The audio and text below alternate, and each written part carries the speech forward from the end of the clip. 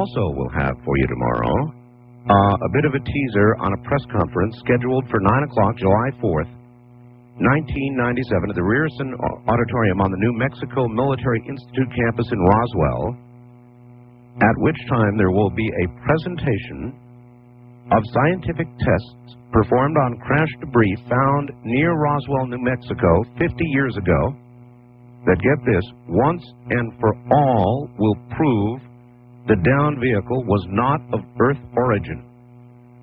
A research scientist from a major university involved in the testing is going to be on hand to discuss the methodology and the results of the isotopic ratio tests of the Roswell debris.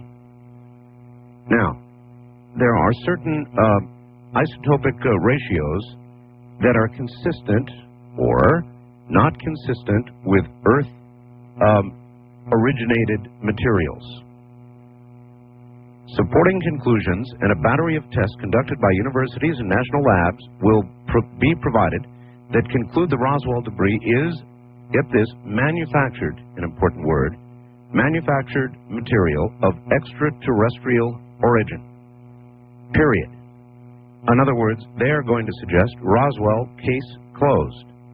They claim they have materials which they can prove are not of Earth origin, which they can prove are manufactured materials. So what does that mean? That means we have manufactured materials not of Earth collected, they're going to suggest or prove at Roswell. Now, the scientific aspects of this apparently are said to be ironclad. We shall see. Tomorrow night I will have a guest who will preview some of that material for you. Tonight we are going to trace for you, in a lot of ways, the origins of the entire Roswell incident. For 50 years, the photographs taken in General Ramey's office on July 8th, 1947, that's a very important date, folks, not 1953, not 1959, but July 8th, 1947, have been thought to be the remnants of a weather balloon as part of the government's cover-up of what really occurred. But clear testimony and careful research reveal a very different story. In fact, the events leading up to the photographs taken that day form the only finite timeline that indicates clear government cooperation until a momentous discovery caused the shroud of secrecy to descend. Researchers and other experts think the 7 photographs taken in General Ramey's Fort Worth office show remnants from a weather balloon and assume that they were part of the cover story. But photographs are only evidentiary support of the personal testimony of the individuals who were actually in the room and handled that material. Carefully researched and documented interviews are supported by statements from Associated Press and other newspaper articles revealing very clearly that 4 of the photographs left the general's office prior to the order for cover-up. The government had been cooperating with the press up until the 2nd Field Team over in Roswell with aerial reconnaissance made a crucial discovery. But by this time, they had already allowed photographs of extraterrestrial debris to leave the general's office. Because of the innocuous nature of the debris, they chose to call it, quote, remnants of a weather balloon, end quote. Jamie Shanderea, I'm going to have a tough time with this, PhD, U.S. Army. No, let me correct that. Let me start with Jamie. Shanderea has been a director, producer, investigative journalist for 30 years. He has worked behind the scenes, guiding productions in news documentaries, political campaigns, national and international commercials, and thousands of shows of every variety. Over the last 15 years, his primary focus has been the investigation into what the U.S. government knows about extraterrestrials, fact or fiction. He received the controversial MJ-12 documents anonymously in the mail in 1984. Despite relentless effort, debunkers have never been able to definitively disprove the documents, regardless of their claims. While researching documents in the National Archives, he also discovered the Cutler-Twining document, that would be General Twining, and he created the aviary, which has taken on a mythical life of its own, that's true. It is composed of intelligence sources, the true identities which have never been revealed. He has sustained the longest-running inside investigation into the world's greatest secret. The initial crash at Roswell was just the beginning. Communicated encounters, technological exchanges, alien ambassadors, test flights in alien craft. It's all part of the history you didn't know. Harry Truman said it best when he stated the only thing new in the world is the history you didn't know. So in a moment, Jamie Shandera is going to PhD, who actually is the man who shot most of the photographs in Ramey's office and actually handled the debris, is also going to be on the air. So we're going to take a very careful look at what really did occur in Roswell, and if you are interested, I suggest you stay tuned. Now, the Beijing radio. One thing is clear, and it is painfully clear to the people in the upper central part of the U.S., around the Twin Cities. Most recently, yesterday, my God, they had some awful weather there. Awful weather. The weather is undergoing a change. Temporary or permanent, I don't know. We can argue about that, but not about the fact that the weather is changing. And let me tell you, when it gets bad, as those folks know, the first thing to go is the power. And when the power goes, you are going to want to have information. As a matter of fact, information could well save your life. You need to know what's going on. The Beijing free play radio will allow you to have that information, and it could save your life. It does not use batteries. It is an AM/FM shortwave radio, and it weighs 7 pounds.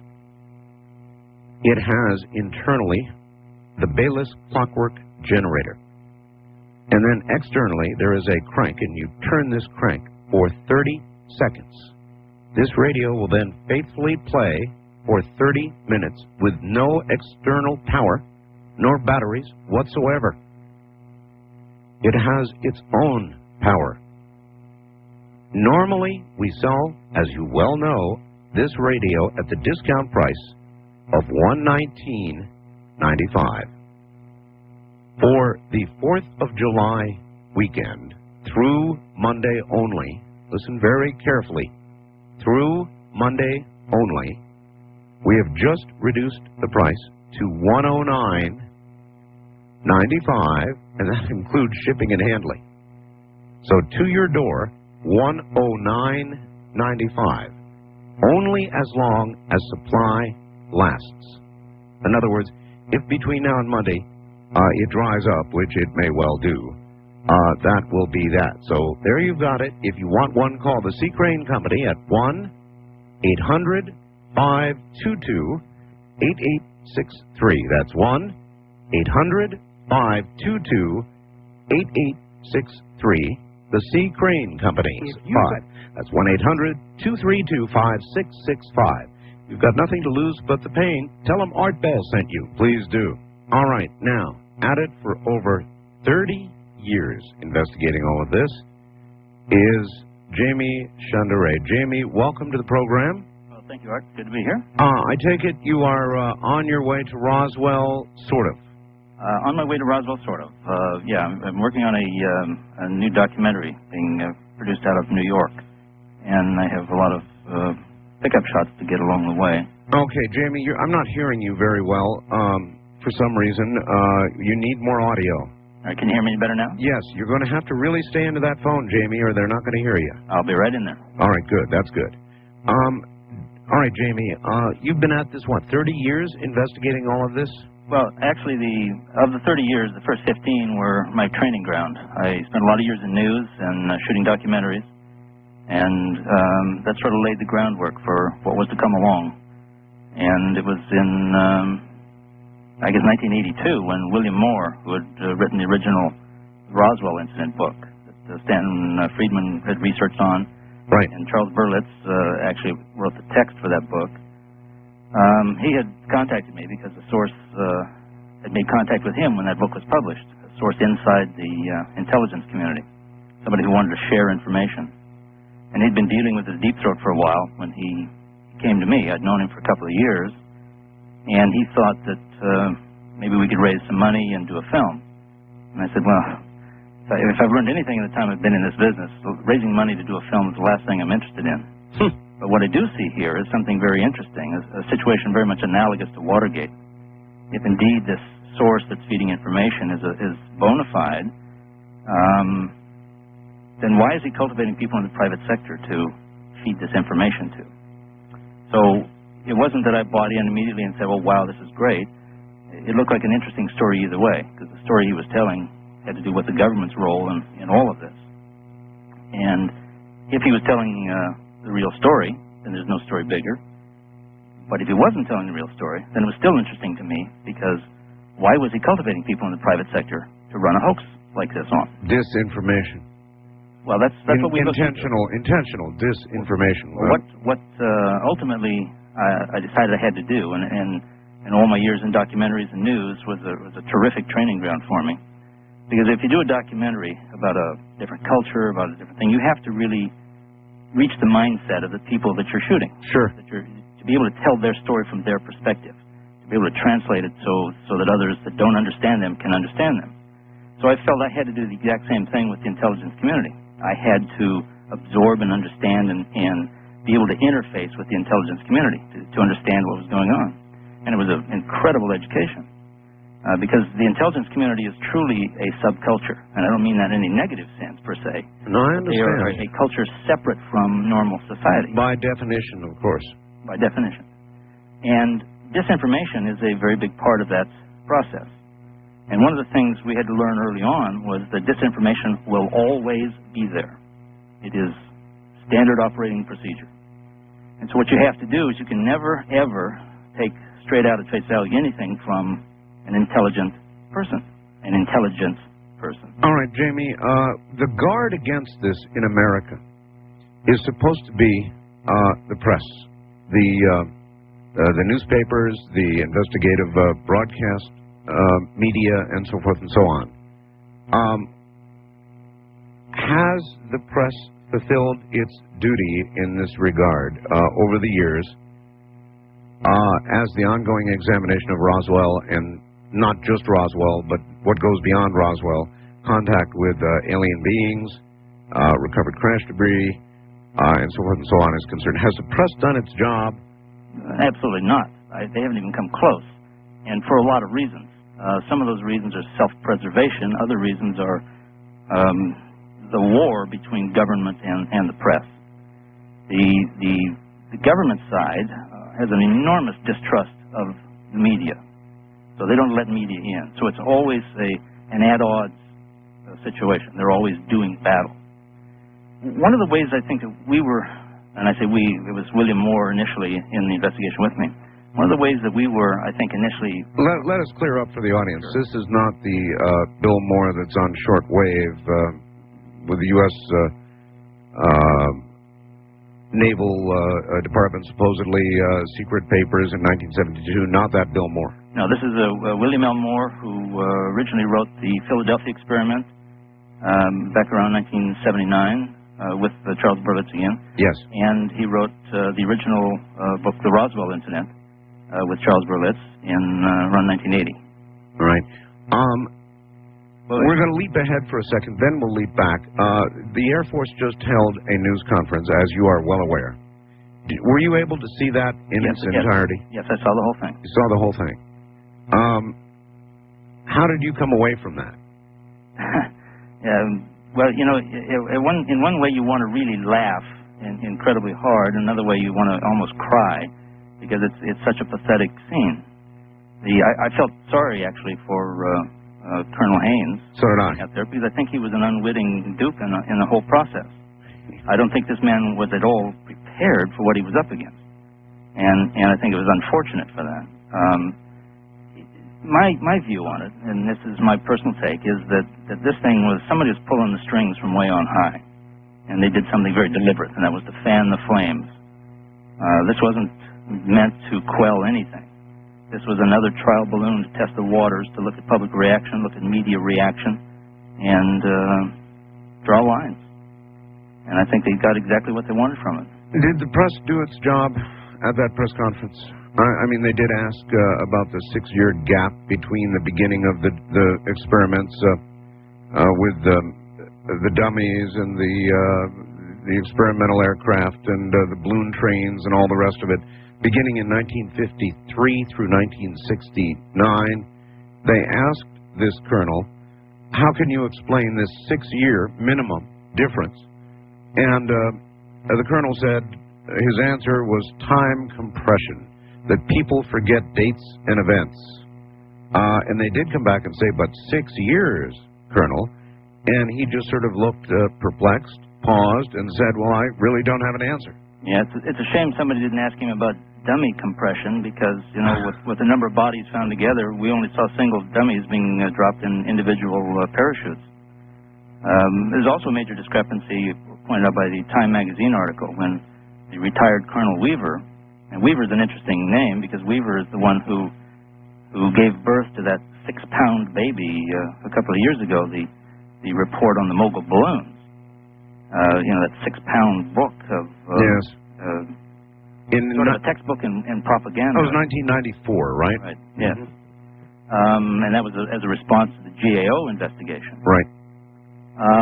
Why do you think the Air Force felt compelled at this time, and a lot of people ask this question, after the 1994 report, to come back again and attempt to explain away, right on the anniversary of Roswell, once again, the same thing, only with a little added bonus of dummies, which, by the way, were full human size. They actually showed photographs of them with some test pilots and so forth.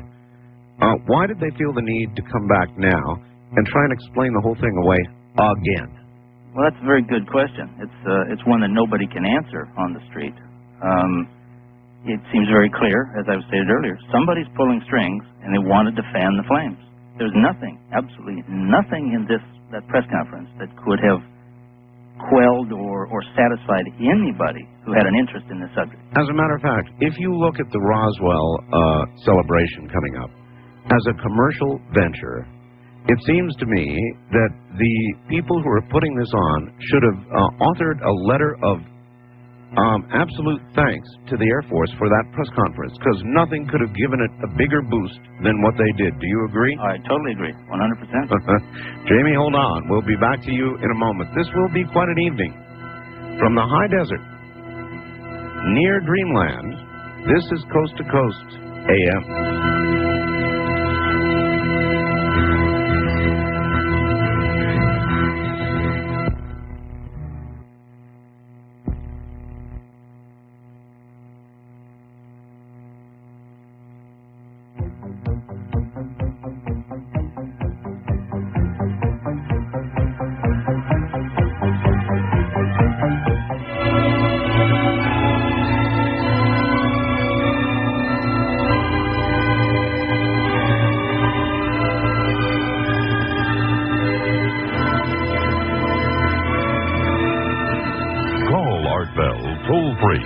West of the Rockies at 1-800-618-8255. 1-800-618-8255. East of the Rockies at 1-800-825-5033. 1-800-825-5033. This is the CBC Radio Network. That's who we are. My guest is Jamie Shandera. Coming up at the beginning of the next hour, we will be joined by J. Bond Johnson, Ph.D., who is the photographer who actually shot the photographs, most of the pictures in General Ramey's office. The pictures of the Roswell debris. And this is the only way that I can see that we are going to begin to get to the truth about what really occurred in 1947, not 1953 through 1969. So that's what we're all about tonight and for the next few days. We'll get back to Jamie in a moment. 9. Back now to Jamie. Are you there? I sure am. Okay, Jamie. Good. If you would, how sure are you that what crashed at Roswell was not a balloon or a balloon train, and that the dummies that they showed us were not, in fact, the bodies that everybody has claimed were recovered along with a craft at Roswell or near Roswell? I'm absolutely 100% positive. How? All right, it's a whole stacked and layered scenario that is actually quite fascinating because it takes place over several time zones all at the same time. All right. With competing events. As we go to the original Roswell scenario, which was that on the night of July 2nd, electrical storm, there was an explosion heard in the night sky, which would indicate something obviously not crashed on the ground, but exploded in the sky. July 2nd, in other words, exactly 50 years ago tonight. That's correct. Mm-hmm. Now, that was reported in the newspaper and stuff the next day. There were the Wilmots sitting on their porch and so forth. They witnessed it. It was heard by Mac Brazel, the rancher, out at a, in a ranch house with no radio, no newspaper or anything else. His family lived off near Corona where the kids could go to school. He'd been out there for weeks, and it normally was weeks at a time. The next day, on July 3rd, he goes out to the field and sees all this debris scattered everywhere. Pulled some of the bigger chunks into a little shed. And the next night, he was in a bar in Corona, New Mexico, and he heard, which is the 4th of July, and he heard these stories of these silver streaking things seen all over the country. And he started telling tales about his find, and somebody said, well, maybe this is one of those silver streaking things. You should get it into Roswell. So the next day, he went back to the ranch. He collected his wool, he collected some pieces, and he headed into town the following day, July 6th, the Sunday. Went to the sheriff's office. In the sheriff's office, the sheriff said, well, you get a crash at something out there, we better call the base. They call the base, and they get Major Jesse Marcel, the intelligence officer, at the officers' club having lunch. Right. So Jesse decides, well, if there's a crash something, I better check this out. So he comes over to interview the rancher. And he said, boy, you got a field full of this stuff. Well, we better go out there and take a look. So they make arrangements to meet at the end of town. Marcel goes back to the base and gets somebody else to go with him, gets a counterintelligence corps officer, Sheridan Cabot. They inform Colonel Blanchard, the base commander, what they're going to do. And they head out to meet the rancher with a 42 Buick and a Jeep carryall. Takes them the rest of that day to get out there. They stay overnight on the 6th, and Monday the 7th, they begin collecting this material. They fill the entire 42 Buick, front seat, back seat, trunk. They fill the entire Jeep carryall and head back to the base. Mm-hmm. Now, this was very strange material to them because it was as thin as the foil in a chewing gum wrapper, but it had strange qualities to it. All right.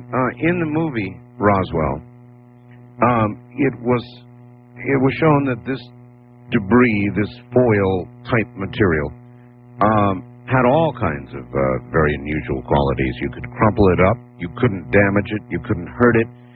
If crumpled, it would return immediately to its former configuration. Is that, in essence, what you have heard? That is some of there's two actual locations ultimately that were discovered. The first was the debris site that Mac Brazel and that we're discussing right at this moment. And then there was eventually another site where the main part of the craft and bodies were located. But Mac Brazel wasn't aware of that, nor was Marcel or Cabot as of July 7th. Okay. Now I had talked to Master Sergeant Rickett. He was counterintelligence corps. They don't normally go by the rank. When they're counterintelligence, they can kind of move in their own way. The counterintelligence corps units were not under the base commander's control. They were under counterintelligence corps out of Washington, under their control. Anyway, he told me very specifically when he was at the craft site that he held one of those pieces that you're talking about that would crumple in your hand, and then you let go of it, and it, boom, went right back to its original shape. Mm-hmm. So So, on back to the 7th now, as they come back into town, Cabot goes straight to the base with his material, and Marcel stops by at his house, wakes his son up, has him come down, they take some of the pieces out, and he was very excited about this otherworldly stuff they had, because he had seen most everything that flew, and they tried to piece some of it together, but it was just too big of a task. All right, I have interviewed Jesse Marcel Jr. On this program. He tells the exact tale you're talking about, remembers his father coming home, remembers handling material that was more substantial than the foil, bars with very strange symbols. These I-beams with symbols embedded in the embedded, that's right. He ran his fingers over those symbols, and so he physically had them in his hands. That's correct. Yeah, and I've talked to him also, and I've gone through all the different pieces on that. So anyway, so Major Marcel puts the stuff back in the vehicle and heads back to the base. Now, at that point, the next question is, at what point did this stuff get over to Fort Worth? Because we know the following day, on July 8th, that material shows up at Fort Worth, and there were pictures taken of material in Fort Worth. Now, the controversy, or the thing that was always thought, was that the material shot in Fort Worth, and the reason Fort Worth comes into the picture is this. At Fort Worth was Carswell Airfield. Now, Carswell was the home of the commanding general of the 8th Army Air Forces. Roswell base was under, the Roswell Army Airfield was under the 8th Army Air Forces command, and so General Ramey would be the first general in the chain of command. Okay. They were all under the Strategic Air Command. Roswell, of course, was extremely important because it was the only atomic bomber wing in the world. Right. In July of 47, we were the only ones that had the atomic bomb, and the elite that flew them were all stationed at Roswell. All right, so the question then is, when did it go over? How did it go over, and what happened to it, and how did the story that it was a weather balloon in Ramey's office come about? It came about for several reasons. Number one, the captions that are showed in the paper of July 9th indicated that this was some kind of a radar reflector from a weather balloon. And that was accepted all the way along, with one slight aberration, and that one aberration was Major Jesse Marcel's testimony. He claimed that his picture, taken in General Ramey's office, was taken with actual debris. None of the exciting stuff, but very innocuous debris. The more exciting stuff was still out in the belly of the plane, under armed guard, waiting to be shipped to Wright Field, where the Air Material Command and the Foreign Technology, which, ultimately the Foreign Technology Division and others could begin the examination of it. Now, I was looking one day at the Roswell Incident book that Bill Moore had co-authored, and I said to Bill, something's a little strange here to me. You've got Jesse Marcel with this debris, and it says that, and he very clearly said, and he said it in 4 different interviews, that the debris in the picture that he was in was the real stuff. I said, but this picture with Ramey and then Colonel, Chief of Staff of the 8th Army Air Forces, Colonel DeBose, it says that stuff was substituted and a picture was taken. Right. It looks like the same stuff. Right. So I don't understand the difference here. Well, it turned out that the reason that it said that in the caption underneath the Ramey and DeBose picture was because Jesse Marcel had speculated that after he was ordered out, that they changed the stuff and had pictures taken with a weather balloon. Well, at about the time that Unsolved Mysteries did a big Roswell piece, interest in the Roswell incident began to escalate enormously.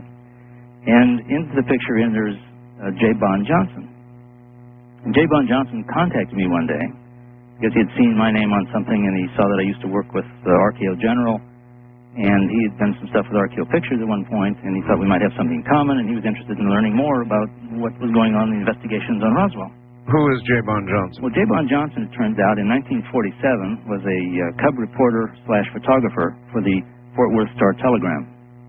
And it just turns out that on that particular day, July 8th, he was sitting in the paper when the city editor ripped off something off the wire that indicated that the flying disc that had been recovered in Roswell was now on its way to General Ramey's office.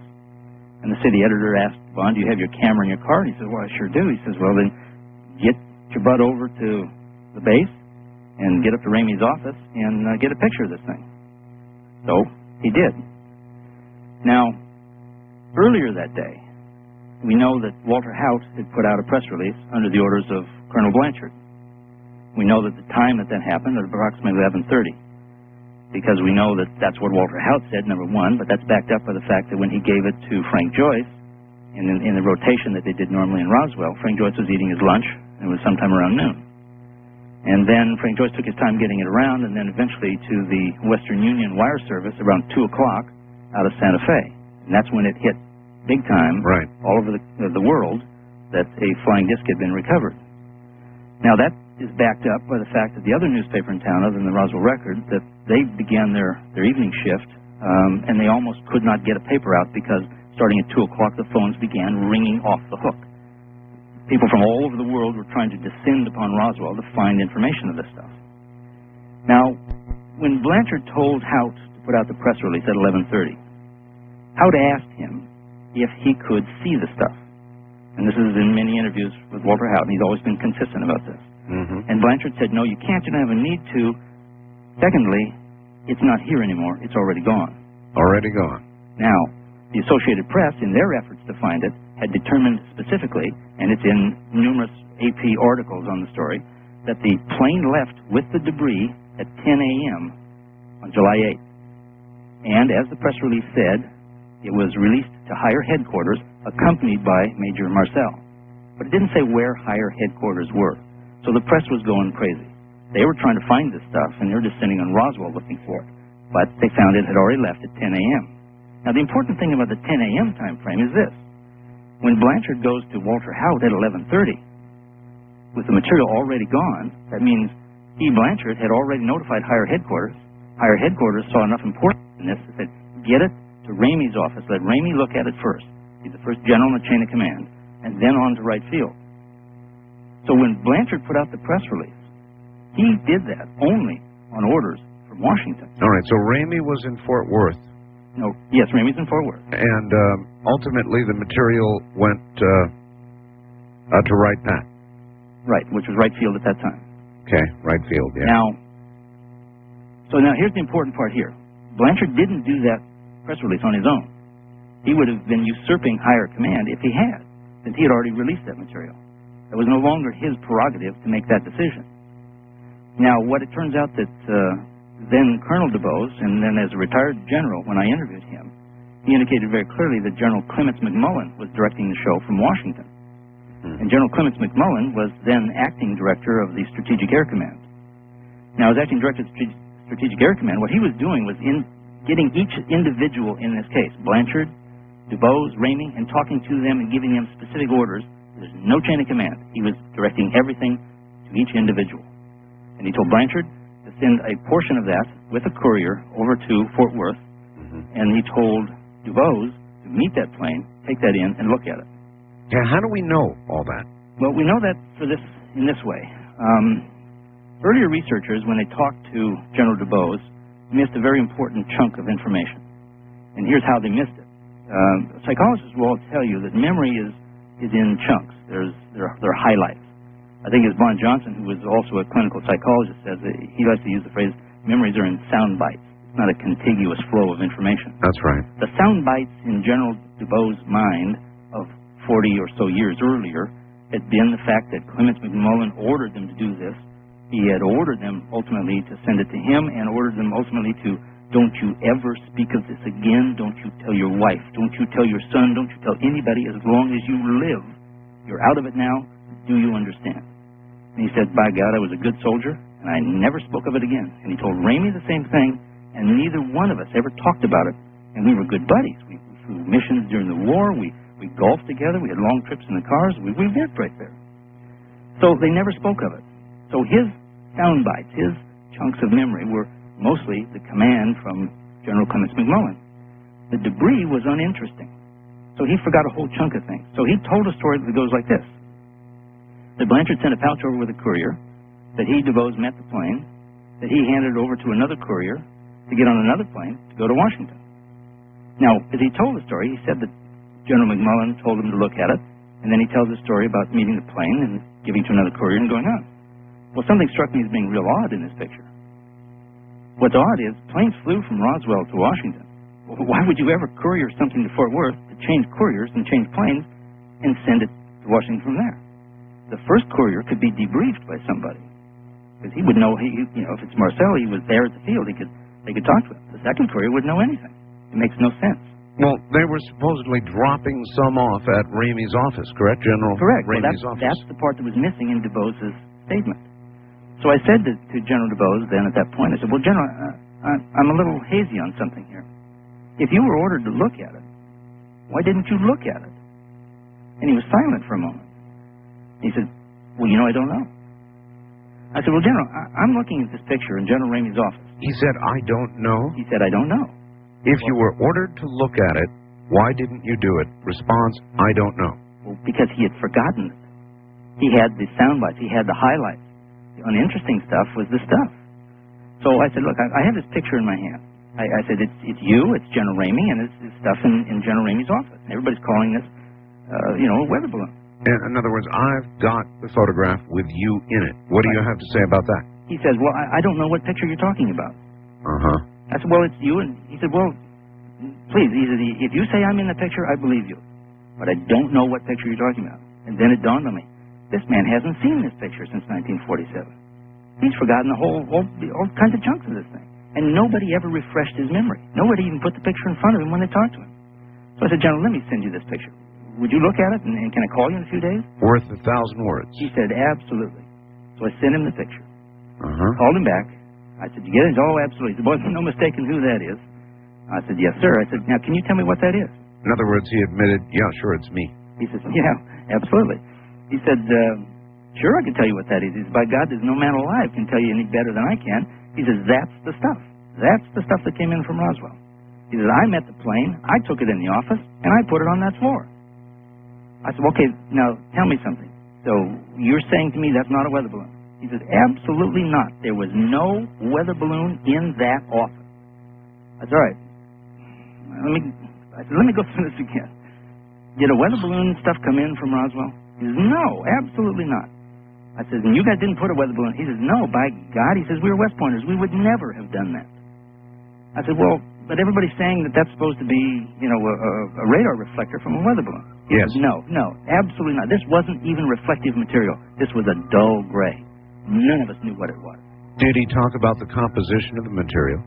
No. All he knew was it was not weather balloon. It had nothing to do with weather balloon, and nobody knew what it was. All right. Jamie, hold tight. Does more of this have to unwind, or are we ready to bring on J. Bond Johnson? We can do it and unwind it with him. All right. Let us do that then, all right? Sure.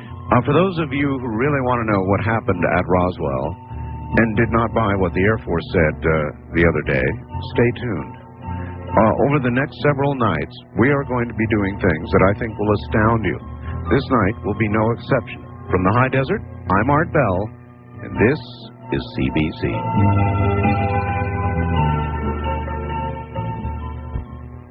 Last year.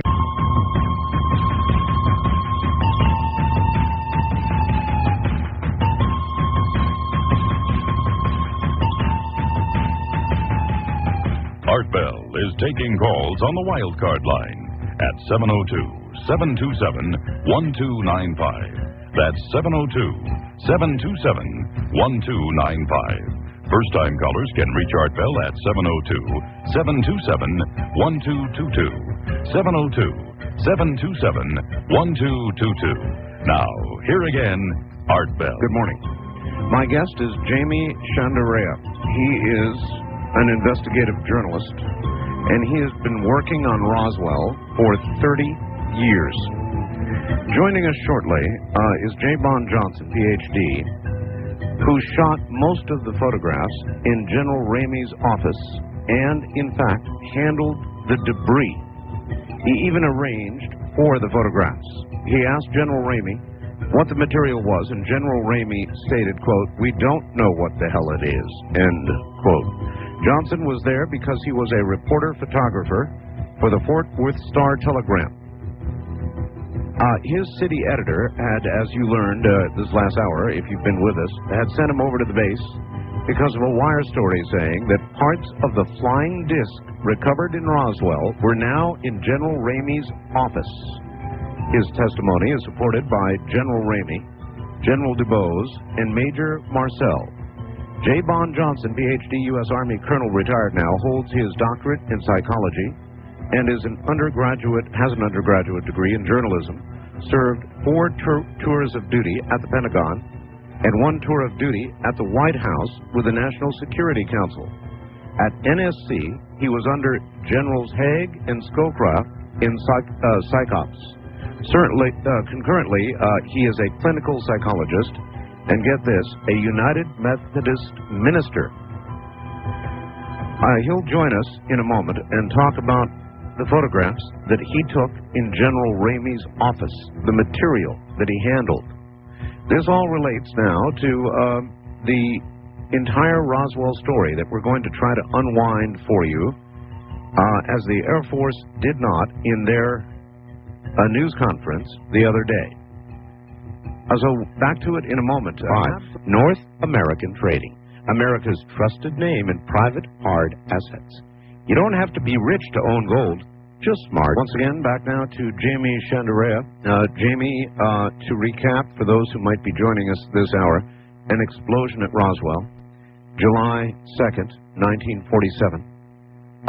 Debris found in a farmer's field there.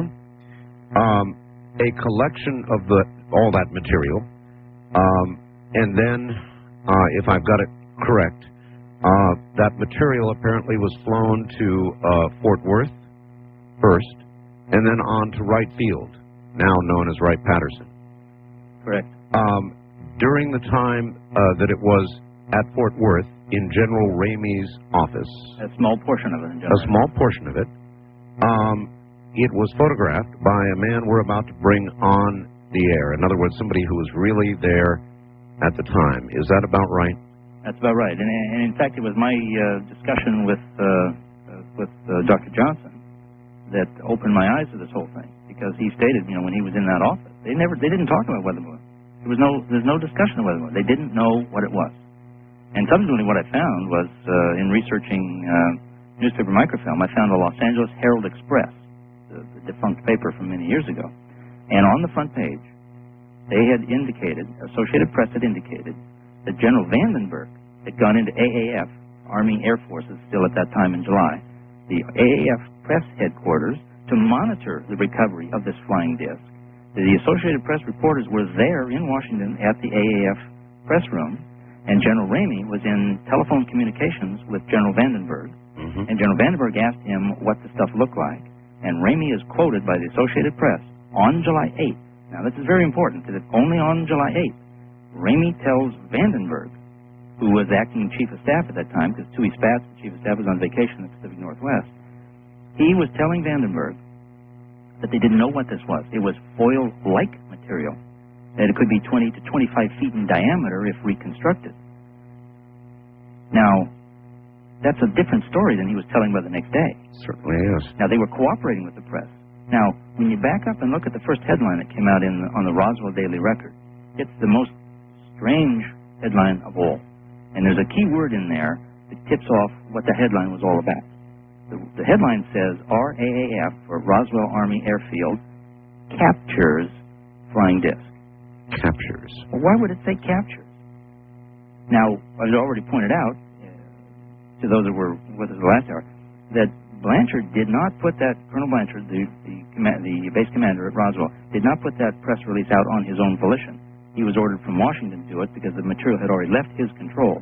So only under the orders of higher command could he ever have put out that press release. Now, the word captures is in there for a very particular reason. Now, if you go to microfilm of any library in the country that has microfilm from a newspaper from 1947, and I would have anybody else who wants to do it, go do it. It's an incredible exercise. Go to June of 1947, go down toward the end of June, and you will find every single day a front page story, if not headlines, about flying discs and flying saucers being seen all across the country. All right.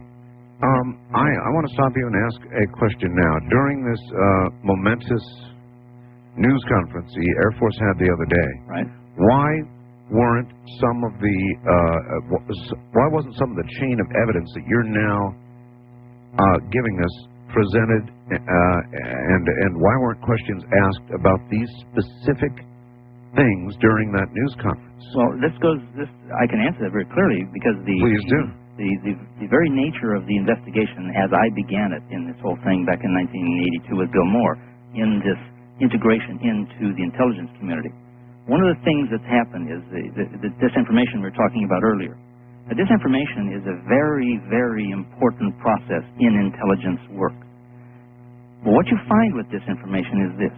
The bigger the disinformation program, the more important the subject matter.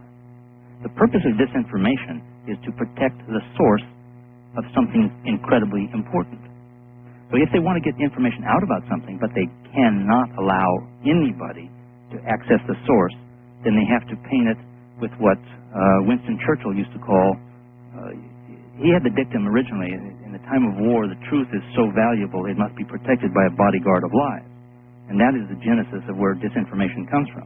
You pack truth in, but you pack not lies out of whole cloth, but misdirection of the truth. Yes.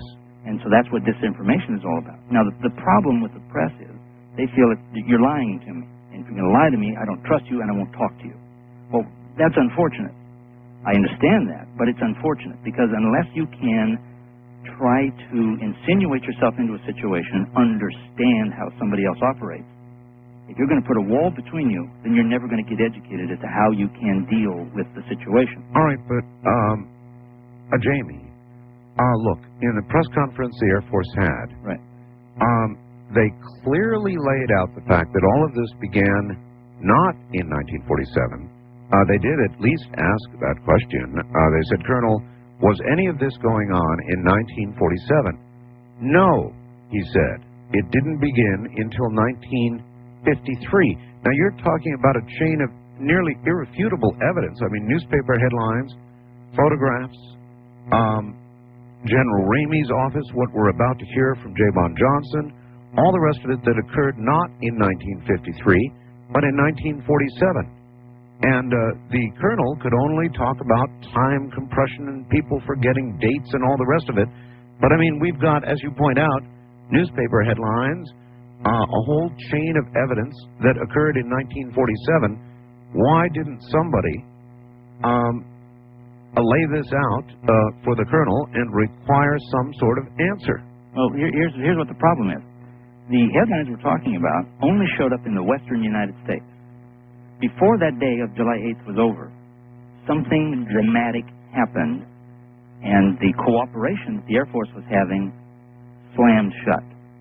It was important to the Air Force initially to show some of this innocuous debris, to put a headline out that says captures, to show that they're in control. Yes. Because in addition to these headlines showing, talking about everybody seeing these flying discs, General Twining is being interviewed, Tui Spatz, Chief of Staff of the Air Force, is being interviewed, and they're saying, what are these streaking things? And their answer in each case was, we don't know. It's not ours. It's not experimental. We don't know. Now, that's an untenable position for the military to be in, especially the all-powerful U.S. military following World War II. We're still in a post-war period, as it were. Now, the fact they found this innocuous stuff, they're looking for it. There's no weapons. There's nothing dangerous here. There's nothing to say that this thing was anything more than perhaps a probe. We don't know. But let's show some of it. Let's put it on display. Let's cooperate. But let's keep the more exotic stuff. Let's get it over to study. Now, while this was going on in Fort Worth, that very morning, July 8th, a second and much larger team, based on the reports of Marcel and Sheridan Cavett from the day before, of how much debris was in that field, a much larger contingent with trucks and manpower and aerial reconnaissance went back to the site in Roswell. So as the day is unfolding over in Fort Worth, they're showing the stuff, and they put out another release saying that the stuff that the press couldn't find earlier is now over in Ramey's office, and they're going to show it. But then you have to ask yourself a couple questions. Well, why, if this was weather, why would they put it in the general's office? Why not in the hangar or something? Why would they take it? What was so important? Why to a general's office? Why is it so important that they put it in the general's office? Right. All right, so the contingent out in Roswell with aerial reconnaissance discovers the main part of the craft and where it landed, and the body. This gets reported back through channels, shot through Blanchard, on up the line, and General Clements McMullen gets it in Washington. And by the time he gets it, what has happened is Bon Johnson, being the closest in proximity to the base of all the different reporters that might have had an opportunity to get over there, he's left his office, he's gone over to the base, he walks in, then Ramey comes in, he asks him, what is this stuff? And we don't know what the hell it is. Well, at this point, let's bring J. Bon Johnson on the air with us. Mr. Johnson, Doctor, welcome to the program. Good evening. Welcome to you. May I ask, Doctor, how old were you when you took these photographs, when you went to General Ramey's office? 21. 21 years of age? Yes. And your present age? I'm 71. 70 years exactly. Okay. Jamie, I think I'd like to let you lead the good doctor through an explanation of what occurred. All right. One of the things I did when I first talked to Bond was I had him go through for me how the newspaper operated. So I got into the mix of the day, and so we could clarify more correctly the time frames. Because one of the problems I've always found is when people, for many, many years past, will say, well, something happened exactly at 4 o'clock. Well, geez, how do you remember all these years it was 4 o'clock? What was it that made you remember that? And Bond remembered it was roughly 4 o'clock when he was told to go over there. So as we traced through the time frame it would take him to get to the base, how long he was at the base, and how long it took him to get back, and so forth, everything corroborated because the day shift was gone and so forth. But Bond, why don't you pick up from here and say what happened, what did the city editor say to you, and what was the purpose of you going over there? Yes, we had gotten this alert from the wire service, and the city editor came over and said, Bond, do you have your camera? I said, yes, it's in the trunk of my car. I had just purchased a new speed graphic, 4x5 speed graphic, and I was quite proud of it. All right, you were a photographer, to be clear here. I was primarily a reporter. Reporter for the Fort Worth Star-Telegram. That's correct. All right. I worked at that time, I worked the afternoon police run primarily and did feature stories. And so I had my own camera just to back up myself, when I was out somewhere and grab a shot here and there, but I was not a regular photographer as such. So at that point, I was engaged as a photographer. So I jumped in my car, and at that time, the alert said it was being flown from Roswell to Fort Worth. Be specific as to what was being flown. The flying saucer they had captured, and it was just about a paragraph that you get a flash alert on the wire service in those days, and that's what it prints out on a printer and a yellow piece of paper, and that's what he came and handed me and said it was being flown to Fort Worth Army Airfield. That was an Associated Press report? Or INS, or I don't know, one of the wire services. All right. And so I went out there expecting to arrive there ahead of it, because it said it was en route, and was surprised to find that it, in fact, was already there, and I would have expected to be directed to some hangar. I had covered as a police reporter, and then I was the military reporter after the war. I went away, and I was in the Air Corps as a pilot cadet during the latter part of the war, and came back to the Star-Telegram and was assigned into the afternoon beat and covered the military bases. And so I had been a number of times to General Ramey's office and to the Fort Worth Army Airfield. I was surprised because in other instances, when there was an airplane crash, they would invariably set it up, reconstruct it in a hangar. And that's still done today that way. Sure. You lay it out, try to see where what fell apart, however, where there was an explosion. Matter of fact, they have done that with Flight 800 most recently. Yes, that was one that they did very meticulously. And I expected to see that kind of a thing, that I would go to some hangar and it would be, they would start to lay it out there. I was very surprised when they directed me to the general's office. And the general's office, as they always usually are quite plush, and the general had carpet on his floors, and it was a large office. And that was the thing that struck me. After 50 years, I don't have a lot of clear recollections as to the events. Our memories in sound bites, but there were certain things that, when it hits you, it's indelible in your memory. Sure. And there were a few things that were made indelible in my memory. The first was, why is it in this general's office? And I went in, and it had an acrid smell to it. And it reminded me of a burned building. As an old police reporter, I'd been in a lot of burned buildings, and that's what I immediately associated, the smell of this. Right. That was the first thing. And why would they put this on the general's nice carpet? And then Colonel DeBose met me and ushered me into the office, and it was wrapped up in some like meat wrapper paper. There were several packages around there. One of them, I guess the largest one, had been opened, but it was just kind of in a pile of stuff that didn't look like anything. So my task was to try to make a picture there, to pose a picture, if you were. Sure.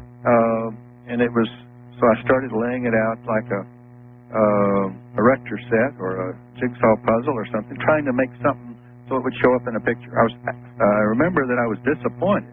Can you remember the nature of the materials? Since you handled these materials, what were you handling? Well, I was handling something that was metallic, that was very lightweight, but was very strong. That, I remember that very well. It was, it looked a lot like aluminum foil. I remember during the war we collected, saved aluminum foil. We'd take the out of cigarette wrappers, and you put it all together, make a ball, and turn it in. That helped the war effort some way. Sure. And so here was this, and it reminded me a lot of aluminum foil. However, it was not near as heavy, and was actually more stiff than aluminum foil. So that was kind of, so it didn't look quite like aluminum foil. It wasn't near as heavy as that, but it looked like it had a dull finish. A dull finish? Yes. But That's shiny. exactly People what asked me about that. Was it shiny? That was some of the, if it was a radar reflector, I'm told that it would be shiny. Well, this was dull gray material, not shiny. If I could jump in and say, that's exactly what General DeBose said. He said this was not reflective material. This was a dull gray. Huh. All right. Did it have any unusual, you said it was strong. Yes. Did it have any unusual properties with respect to resilience? In other words, if you were to crunch a piece of it. Yes. I did not do that. I was not there to test it in any way. I actually was there a very short time. I understand. All right, Doctor, we're at the bottom of the hour. Right. So both of you stand by, and we will be right back. My guests are Jamie Shanderea and Dr. J. Bond Johnson, who was in in General Ramey's office with the materials that had allegedly just come from Roswell. Some of the materials. I'm Art Bell. This is CBC.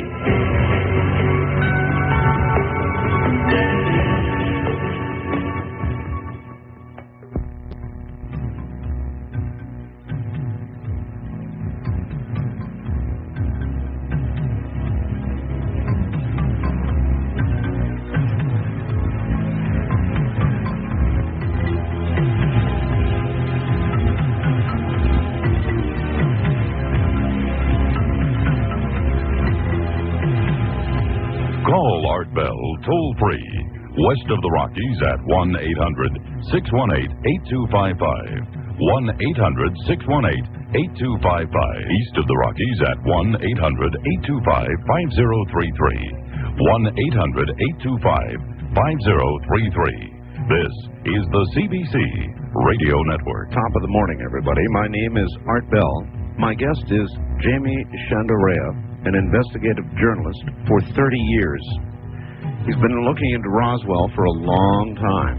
Also with us is Dr. Bond Johnson. Dr. Johnson, all those years ago, 50 years ago, coming up on that exact anniversary, was in General Ramey's office in Fort Worth, actually taking photographs of what was said to be the debris from Roswell, which actually arrived before he did at the General's office, and we'll pick it up at that point in a moment. Gee, I wish Colonel Haynes was here. Did you see the video of that water spout churning in the water off Miami? Did you hear about all the damage in the Twin Cities last night? Are you aware of the weather changing? Well, whether it's bad weather or it's bad behavior, and I'll leave that one alone at that point, there are lots of good reasons to have stored food on hand. Lots of good reasons. Golden Eagle Enterprises supplies exactly that, a 1-year supply of food. Now, these are not your grandfather's sea rations. They're canned grains and vegetables, tasty gourmet entrees, soups, fruits, all of them oxygen absorbed and packed in strong enameled metal cans to ensure a decade-plus shelf life. I have it. You should too. And you should have it in a place where only you know where it is. So whether it's a weather emergency or otherwise, it just makes good common sense to have an emergency supply of food on hand. And by the way, this food is so good that just in case nothing happens, why, of course, you can eat your investment. The number to call to inquire is 1-800-447-7911. That's 1-800-447-7911. Tell them Art Bell said to call. All right, back now to Jamie Shanderea and Dr. Jabon Johnson. Gentlemen, you're both back on the air again. Jamie, pick it up where you would like.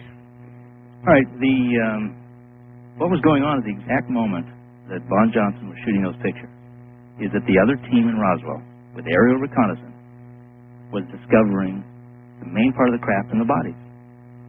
Now, since this is all being directed by Washington, they get this information back to Blanchard, get a ground crew over there to see what, to verify. Blanchard notifies higher headquarters, and suddenly Johnson's taken his pictures. He's left and gone back to the paper, and he'll fill you in on what chaos that was going on with the newspaper when he got back. Because the Associated Press had brought in a wire photo machine. All right, well, let's back up a little bit. Dr. Johnson, you said you were arranging this material to try to make something out of it, something that would make a photograph, no doubt, that you could take back to your editor. Right. You had not a lot of luck with that, and so what did you end up taking? What pictures did you end up taking? Well, I just took several pictures. I didn't take as many as I might because there were no other angles. You know what I mean? It was just a pile of junk there, and I had a little time to lay it out. It was, in hindsight, it seems kind of incredible that I was left alone in this room. And if this was important material, Colonel DuBose, Chief of Staff, had ushered me into the General's office and told me that the General would be there shortly.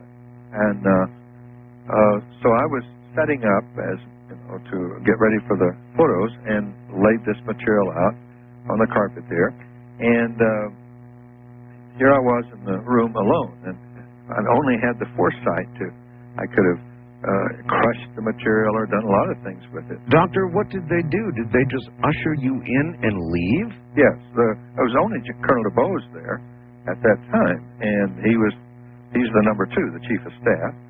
And then he went off to look for the General, and then in a minute they both came back in. And I asked the General, as I reconstructed, and from what I've read, I think now that the General had not seen the material at that time. Another thing that struck me, and continues to strike me when I look at the photographs now, the photographs remind me, because, it's better than my memory from 50 years ago. But here was General Ramey. He came in his Class A uniform. That means his frame cap, which is kind of unusual in the Air Corps in those days. They usually wore those fore and aft caps, the overseas caps, we call them. Sure. But he has on his frame cap, and not with the grommet out. Most pilots in those days had what they call the 20-mission crutch, and it kind of flopped down around your ears. Yes. The Charles C. Charles kind of gay blades. But here was General Ramey, very crisp in his uniform, with his frame cap intact, his ribbons on, his formal, dressy Class A uniform. He comes in, and I said, General, could I, pose you here, or could I get you to kneel down there and examine this material. And he did, and that's what I can remember.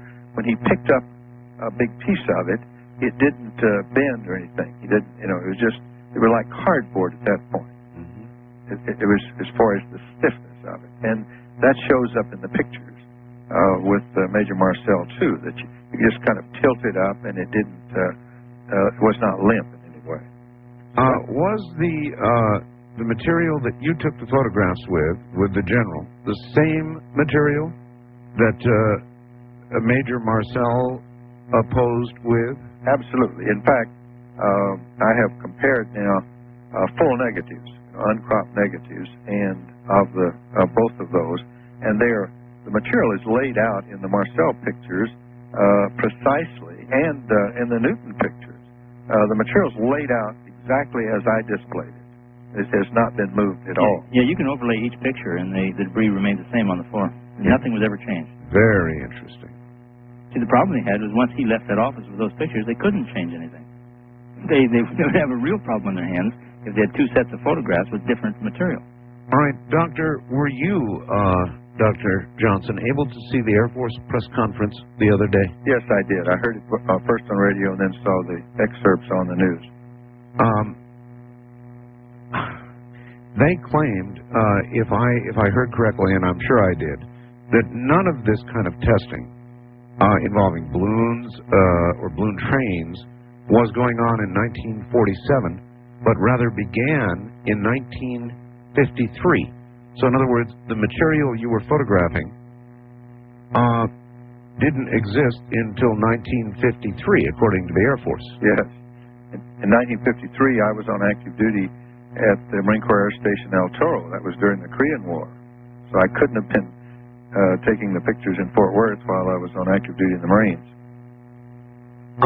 Does it seem somewhat neglectful to you, Doctor, that nobody asks these questions at moments like this news conference that was held? I mean, there's not just a 6-year gap, it's an impossible lie that was told. Just an absolutely impossible lie. So how did you react when you heard all of this?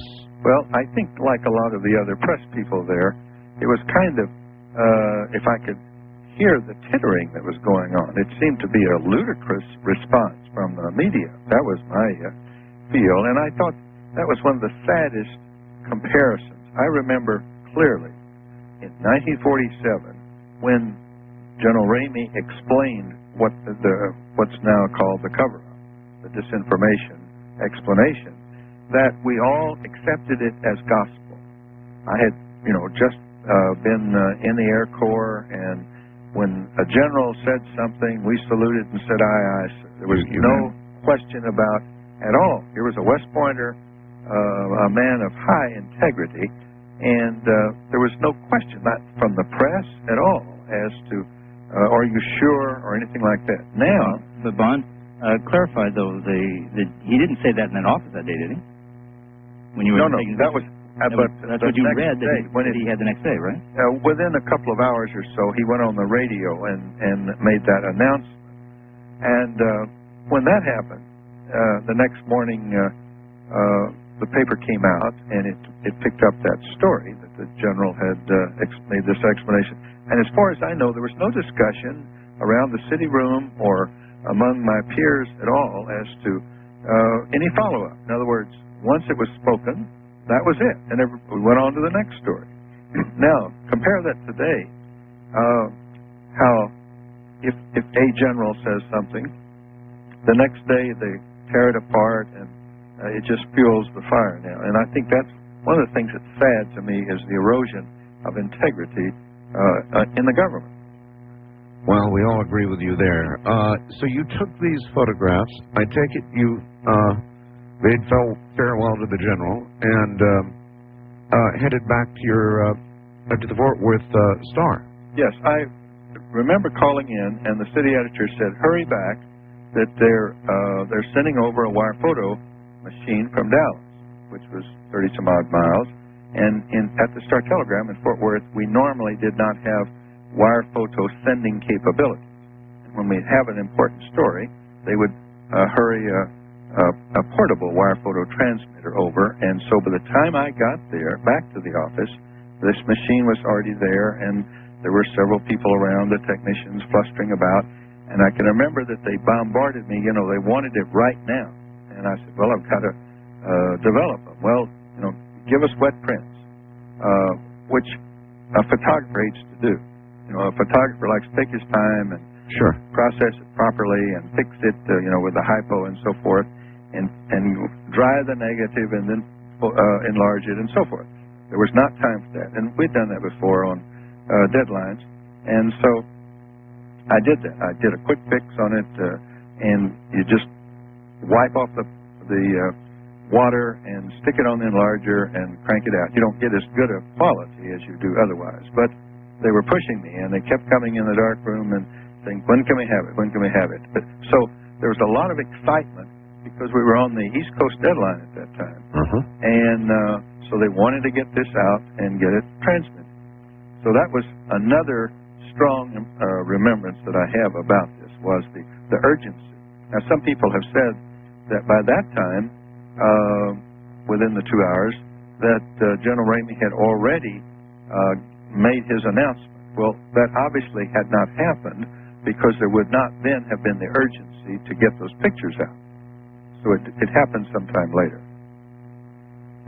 Doctor, if you had had the opportunity to ask a question of Colonel Haynes, who seemed at a loss to explain the 6-year difference between 1947 and all you are now telling us about, and the beginning of the experiments in 1953 that he tried to say accounted for everything, what would you have asked the Colonel?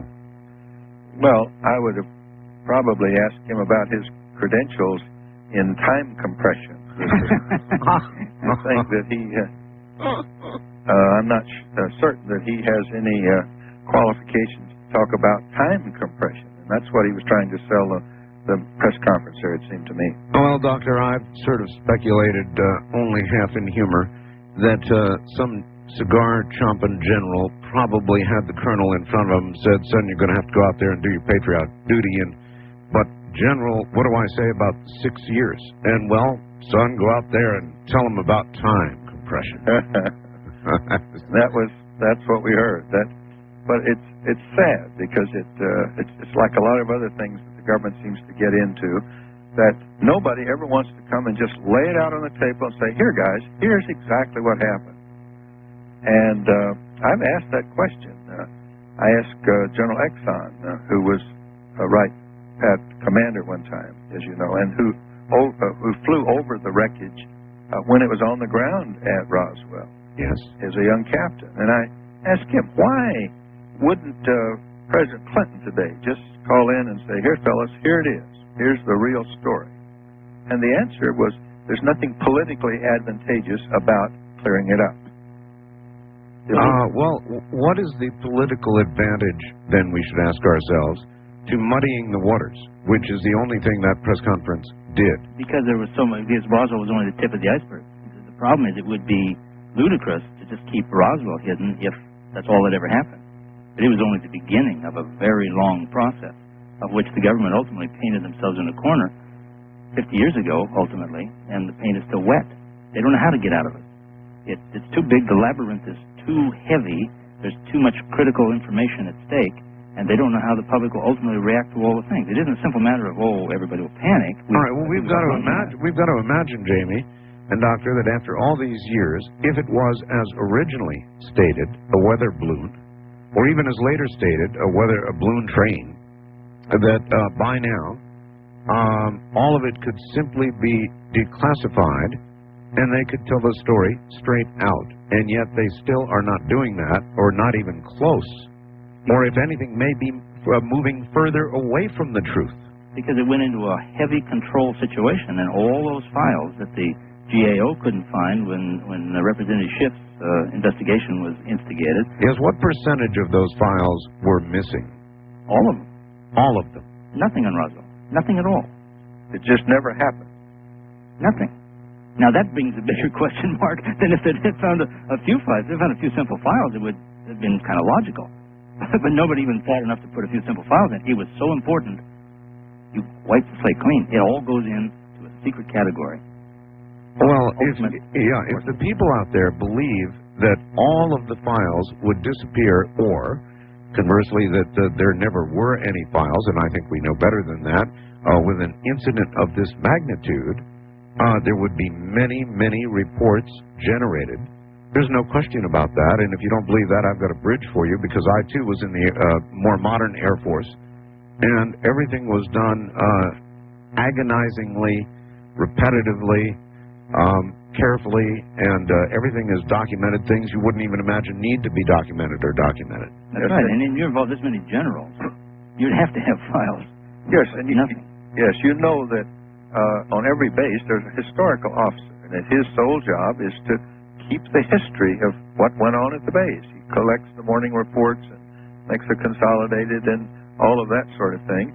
And from what I've read, at Roswell, they have all the years that Roswell was open except for 1947, and it has mysteriously disappeared.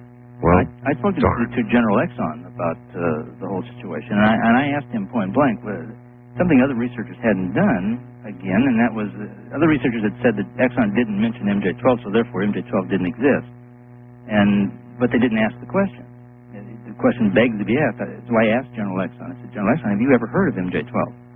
And he was silent for a moment, and he said, yes, I have. That's the group that controls all the UFO material. And I said, well, now you'd met Von Johnson, sir. And I said, now, have you seen those pictures before, the ones that were in the newspaper? Yes. He said, yes, I have. And then he said to me, which kind of shocked me, he says, have you seen the other pictures of the closer shots of the stuff on the ground at Roswell? And I hesitated. I said, what pictures? No, sir, I haven't. Where are these pictures? He said, well, I saw them at the War College in the 50s. And he claimed to me that he had seen my pictures at the War College, too, which kind of surprised me, I guess. So I guess they study weather balloons at the War College. Dr. Johnson, were you the only one there at that point, the only reporter, at least when you were there taking photographs? Was there anybody waiting? Were there others? No. Others? No. There were no other civilians. There were no other military photographers at that point. Now, I don't know who could have been there earlier. I know that anybody there earlier could not have taken any pictures because I essentially unrolled the stuff and laid it out. Do you have any sense of how long a period of time there was between when it arrived and it arrived before you got there and when you got there? How much time went by? I had a feeling it had been there probably less than a half hour. The general hadn't even gotten back to see it, and it was a brand new thing. They just sort of partially unrolled this one roll. You know, if the Associated Press is correct, and I have every reason to believe they were, if the flight left Roswell at 10 a.m., it was roughly an hour and a half flight, an hour time difference to Fort Worth. That means that Marcel had been there for some period of time, but obviously they would have had him off debriefing him. And so the general and or their intelligence officer, whoever would have been debriefing him so they could report to General Vandenberg. They could have had other parts of the material that the general was looking at in another room, and this innocuous bunch of stuff for the press so that they could continue with their thing. We're the top dog. It's not anything to be fearful of, and we're in control. And they were cooperating to that point. All right, Doctor, there would be a few things that I would imagine that you would have asked as a reporter. For example, you probably would have asked the general, what is this stuff? Right. And did you? I did, and as Jamie reported correctly, he said he did not know. And I had the feeling that he was seeing this, he was interested, he picked it up and examined it like he was curious. And a genuine interest. Absolutely. This was not posed for him. He was, I'm convinced now, and was at the time, that he was seeing it for the first time. He was handling it for the first time. He didn't even take his hat off. When you look at the pictures, he was still wearing his hat and his Class A uniform in his own office. Von, you said something the other day. It was about if this was a weather balloon, how would your reaction to something? What did you think that, something about would General Ramey have had his picture taken with a weather balloon? No, I think that he would have resigned before he got into any kind of Mickey Mouse thing like that. He would have resigned? I think so. Rather than have his picture taken with a weather balloon? Sure, he would not have done that, knowing that he would have probably been made a fool of later. And yet, Doctor, I'll tell you what, we've got a break here, so can both of you hold on? Sure. All right, done deal. Jamie Shandera and J. Bond Johnson, who actually was in General Ramey's office, talking with the general and taking photographs of the material that had just been flown in from Roswell. Again, in 1947, not 1953. The story will continue. From the high desert, I'm Art Bell, and this is CBC.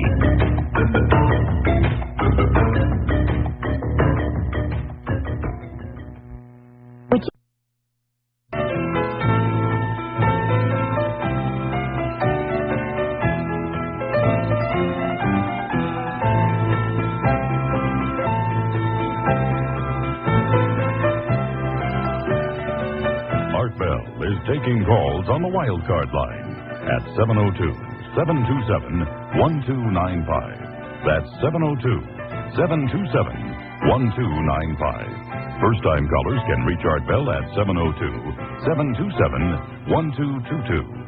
702-727-1222. Now, here again, Art Bell. Good evening. From the high desert, I am here, and I have two guests. Guest one is Jamie Shandera. He is a 30-year investigative journalist who's been looking into what occurred at Roswell. We have been weaving the story for you, and will continue to do so. I have a second guest. He is J. Bond Johnson, Dr. Johnson, who, shortly after that fateful explosion, July 2nd, over Roswell, working for the Star-Telegraph in Texas, went and was assigned to go take pictures of the debris that had just been flown in from Roswell. And in fact did that. Went to General Ramey's office, not a hangar, where all of this material was laid out on the floor. He took those photographs and then took them back to the Star-Telegraph and had them developed. And there was a machine waiting there, which then, of course, transmitted them immediately nationwide, I presume to all the newspapers, for the story that was then front-page news just about every day. Air Force recovers crashed flying disc.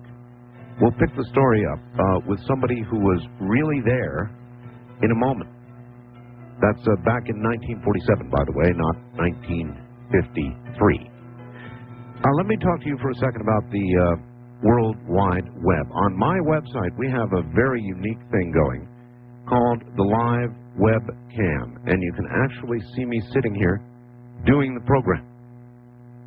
However, at the moment, earlier today, by request, several people requested that I do it.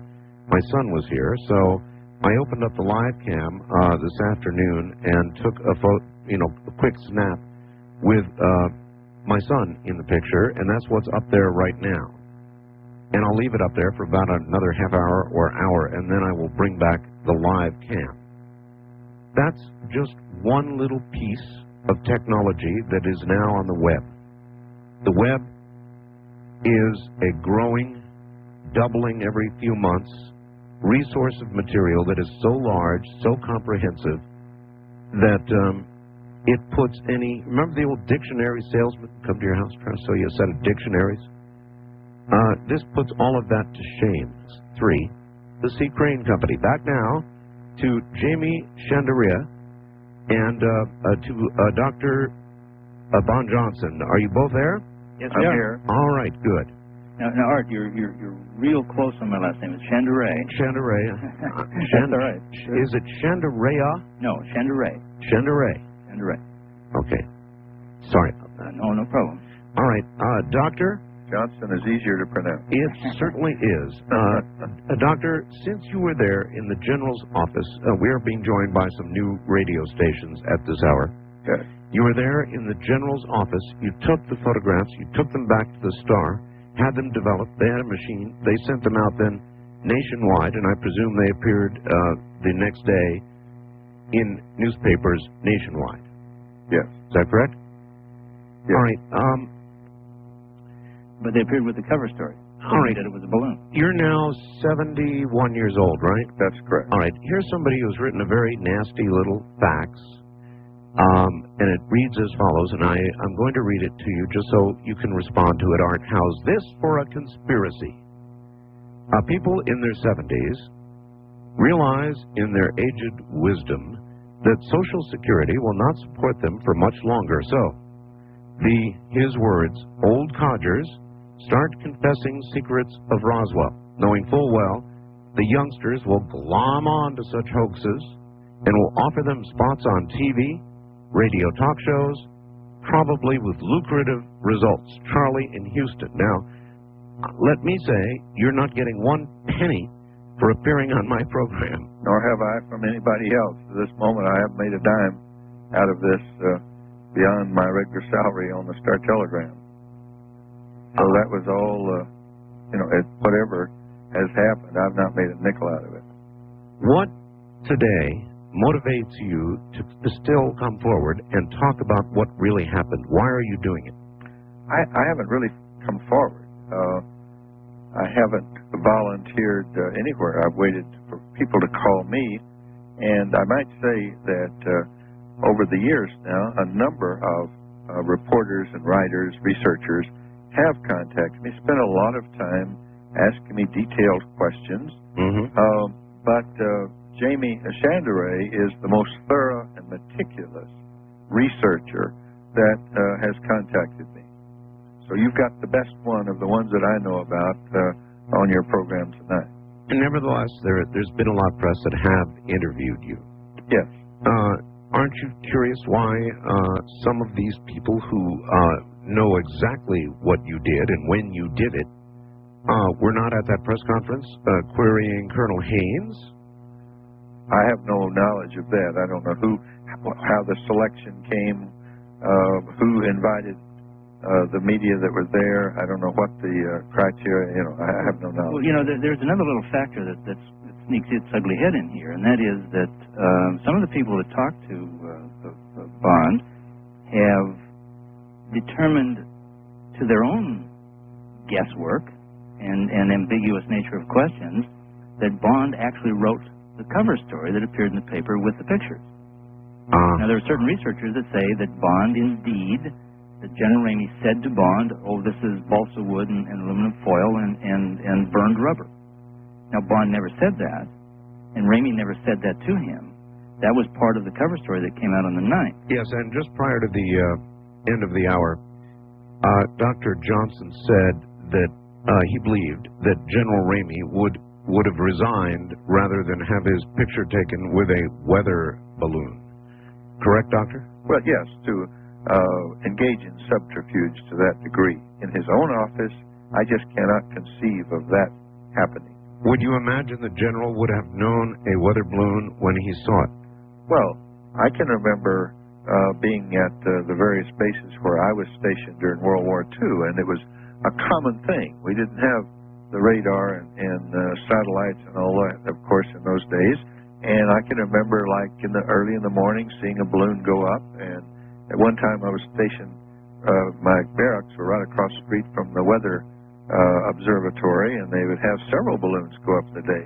And as they go up, they get bigger, as the air gets thinner and so forth.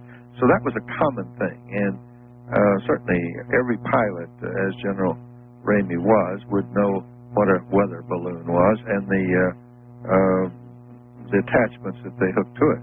Well, that's exactly what General DuBose, who was in 1947 the colonel and chief of staff, and I asked him very specifically, I said, you say this is not a weather balloon, but do you have any experience with weather balloons? He says, absolutely. We used them during the war. We used them for vectoring, for targets, for everything. I said, did General Ramey, did he have experience? He said, of course, we flew missions together. We all had extensive experience with weather balloons. This was not a weather balloon, he emphasized. Well, just as Major Marcel said as well. Absolutely, and he said it in several sworn testimonies and on film. So it wasn't a weather balloon. It was not part of a weather balloon train or a balloon train. A radar reflector train or anything else. Anything of that sort. That's clear, and you're clear about that, Dr. Johnson. Yes. I think there's no doubt in anybody's mind. Doctor, another thing is an interesting thing. Here was this material that was obviously burned, yet in a weather balloon that we used helium, and it does not burn. So there would have been nothing to ignite. That's a good point. A wreckage coming down. That's a very good point. An absolutely perfect point. Did General Ramey have anything to say or have any knowledge that he imparted to you about the origin of the material? In other words, where it had been found? Was there any background that you got? I doubt if he even was that briefed. I think he was just coming into it. I think that, my recollection or my reconstruction of this whole thing is that when Marcel went out and as a major gathered some of this up, he goes into his boss, the colonel, the commander at Roswell, and he doesn't know what to do with it, so he calls up his boss, General Ramey, and gives him a report, and General Ramey says, well, bring it down here and let me look at it. That would be the logical kind of thing, and then General Ramey gets on the horn and calls Washington and says, what am I supposed to do with this? That's my read on the whole sequence of things. Did you write the story? No, I didn't, because I did not have the information that was contained in the story at that time. It had not been released. When I went home, I was working overtime the time I got through with the picture, so I ducked out pretty quickly, and I had a stack of phone calls when I got back to the office from all of the photo services, and everybody, of course, wants an exclusive photograph. Well, that was pretty frustrating because I didn't have any exclusive photographs. I didn't take that many, and there was nothing novel about the various parts of it. So I got out, as soon as I took care of those calls, then I went home, and the announcement had not been made, and I didn't even know about it until I picked up the paper the next morning. Now, there's a very interesting thing that happens here, Art. Certain researchers are saying that Bond did write that story and that he's changed his story. Okay, they say he wrote that, but now he's saying he didn't write that. So if you stood somebody there and he's saying that, and Bond's saying, no, I didn't write it, how could you prove who's telling the truth? Well, by having Dr. Johnson on the air. But there's an even more finite way to tell the truth. And that is, we can prove categorically that Bond did not write the story on July 9th. All right, how? Okay, you take the front page of the Fort Worth Star-Telegram. You look at every article on there, and every single one, except for one article, has a byline. Now, bylines are, as in radio credits, as in movies credits, as in anything, byline is extremely important. It's your meal ticket. You bet. And a front page story is even a bigger meal ticket. You betcha. It's the same as the director has a blockbuster is better than having three that didn't do so well. All right, so if Bond had written that story, there would have been his byline on it. But there is no byline. Was there attribution for the photographs? Yes. There was. So your name was attached to the bottom of the photograph or something. Right. And when it was transmitted on the wire photo, we now have copies, and I have been sent copies of these pictures with the cut line still attached, and I get credit line on all of them as the photographer. And who had the byline for the story itself? Nobody. There was none at all. There was no byline. No, so here's the curious thing about that. No byline, not even Fort Worth Star-Telegram byline, nothing at all. And that same article, I don't think I've ever seen that. Word for word, that same article shows up in other newspapers with no attribution to the Fort Worth Star-Telegram, no attribution to Bond Johnson, none at all. Now, there was a category that happened like that, and that was a military release. Yes. Military release, there is no byline. Well, of course not. The Star certainly wasn't going to put their name to it, and so what happened was Bond goes home. The wind goes out of the sails. The military scrambles immediately. They put together this press story. They hand deliver it to the Star-Telegram, and they send it out on the wire. Now, how do you know that? Well, because that exact story, word for word, paragraphs in some cases, are in articles all over the country. Now, as we all know today, when you watch television, you're watching CBS, and they're doing a sports show, and they need to show a baseball game that NBC covered. It says, courtesy of NBC. Now, that is a courtesy, but it's a, by God, you better do it, because we'll sue you if you use our material. Yes. Well, it's the same thing in the press business. If you use an article that's generated by the Fort Worth Star-Telegram, then you have to give attribution to the Fort Worth Star-Telegram. Right. That's their lifeblood. That gives them the recognition and stature within the media. I understand. So, with no attribution in any paper, and chunks of that article and the entire article in toto appear in newspapers all over the country, there's only one solution. It was the military release. Dr. Johnson, when you saw the article, did you go back to your employers at the Fort Worth Star-Telegram and ask them about that? Did that even occur to you? I don't think so. I just took it that, well, they explained it, and it was a dead story. In my mind, it didn't even occur. But weren't you curious about who wrote it? No, that would be, I assumed, was the military reporter for the paper. Right. And I got handouts from all the different branches and bases, and we never gave a byline to a military writer, to a military press release. Was that the only exception to the lack of a byline? No, there were other stories where you don't get bylines, but front page stories like that, had I written the story, it certainly would have merited a byline and would have gotten it, as I did for the photo credit. But there was none on that. Now, also in the Roswell paper, I've seen the reproductions of that, and there's no byline on the stories out of the Roswell paper about this. So again, that would indicate that those were military handouts. Well, it seems to me this is an evidence trail that we could follow if there are still alive some of the editors who would have received these handouts or this news, and that they were apparently told to print. Who knows? And same deal in Roswell. Couldn't we go and find some newspaper people and say, hey, look, where did you get the story? Sure. I think you'd find the same thing that Bond's telling you right now. They'd say, well, gee, there's no byline. It's a military story. The only solution is the military gave us that story. It's public domain. We don't have to credit anybody. There's no AP line. There's nothing. There's no attribution, no byline at all. And it's the only one on the front page of this Fort Worth Star-Telegram. All right. Let me ask you now about the nature of the story itself. What, Jamie or Dr. Johnson, did that story say with your photographs? Well, the story says that this is it's confusing in one sense, because they were never clear as to exactly what kind of a weather gadget this was supposed to be.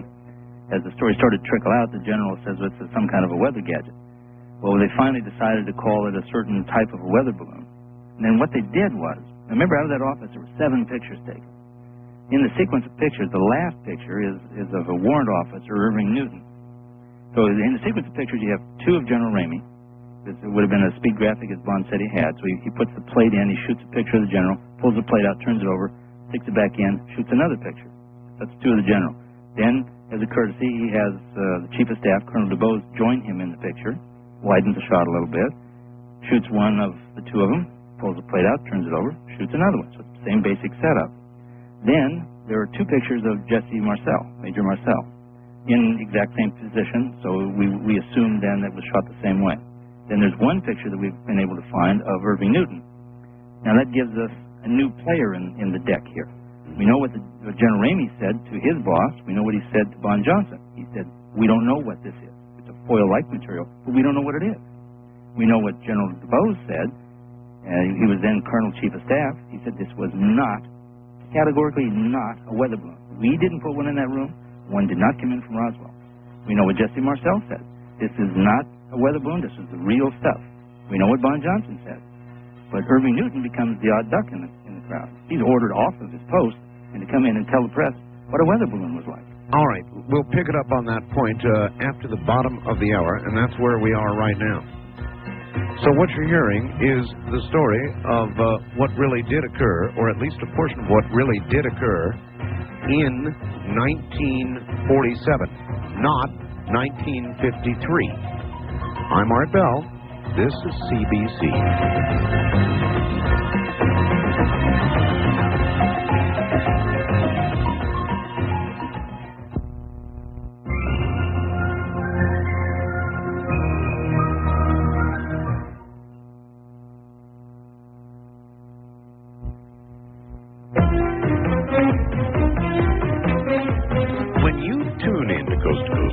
never know what might happen, but then again, neither do I. Even though I'm Art Bell, host of the program, you see, I don't screen calls. I like to fly by the seat of my pants. When I pick up the phone, the caller's on the air. If you like that sort of unplanned, impromptu excitement, join me right here from Coast to Coast AM.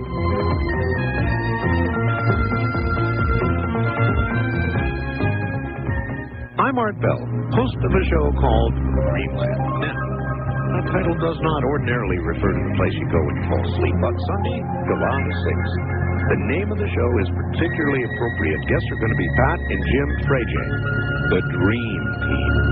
Collect your dreams. Find out what's really going on in your subconscious. You can hear Dreamland right here.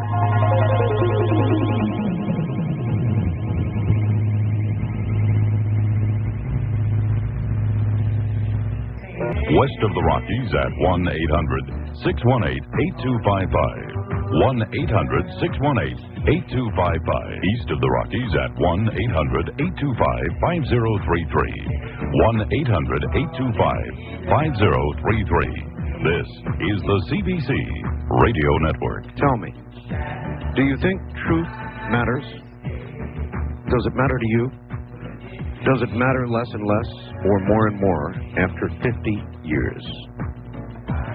Jamie Shandera is my guest. He's an investigative journalist, has been so for about 30 years, working very hard on Roswell.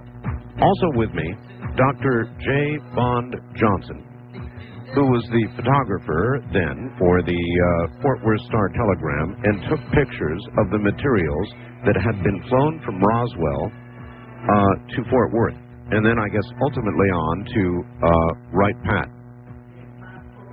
I will get back to them in a moment.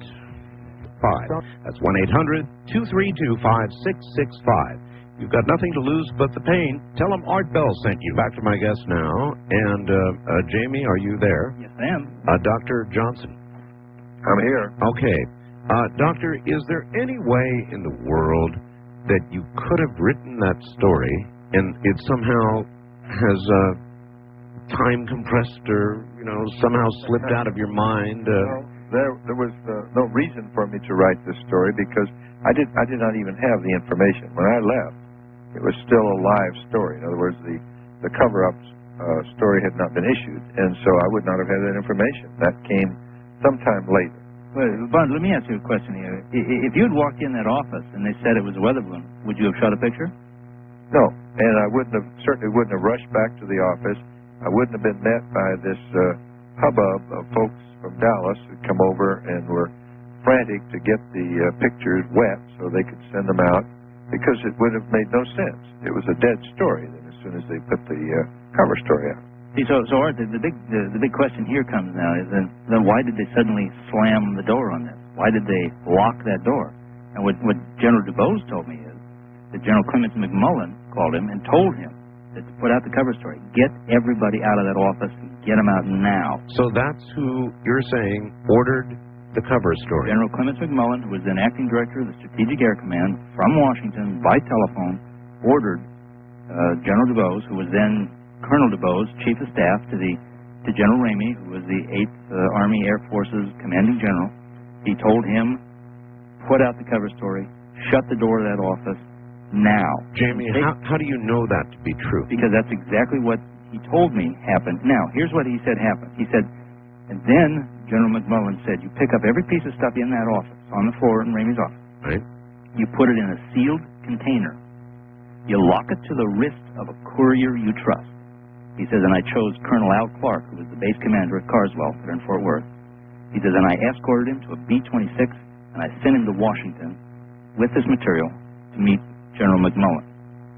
Now, in the in the Dallas Morning News paper, the intelligence officer from Carswell, there in Fort Worth, was telling a reporter at around 5:30, according to the article, when asked, where is this stuff now?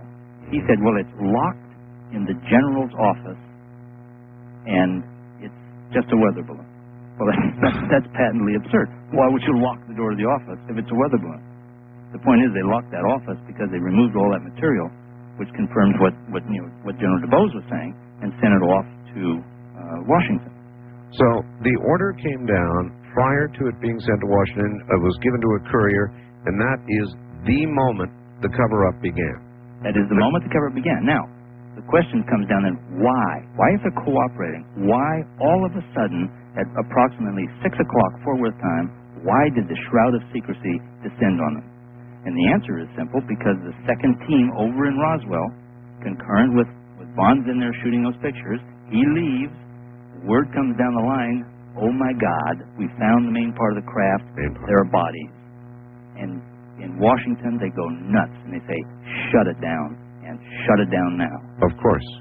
And only that, or something of that magnitude, could account for that kind of curtain coming down, not the fact that somebody had...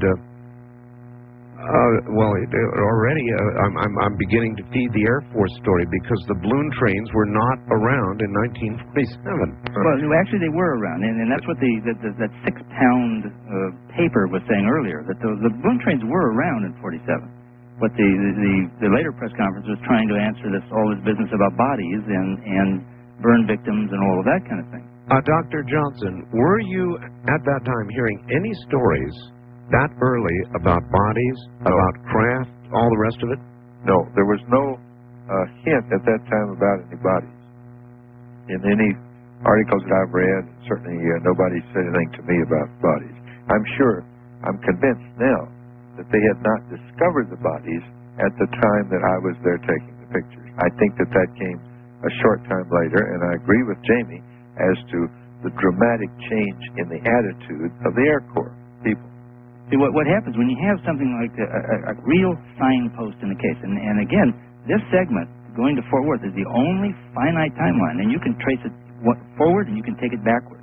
When you take it backward, what you do is you realize they couldn't have been bodies found on the 4th of July, as some researchers are saying that, when they change the dates and switch all these different things around.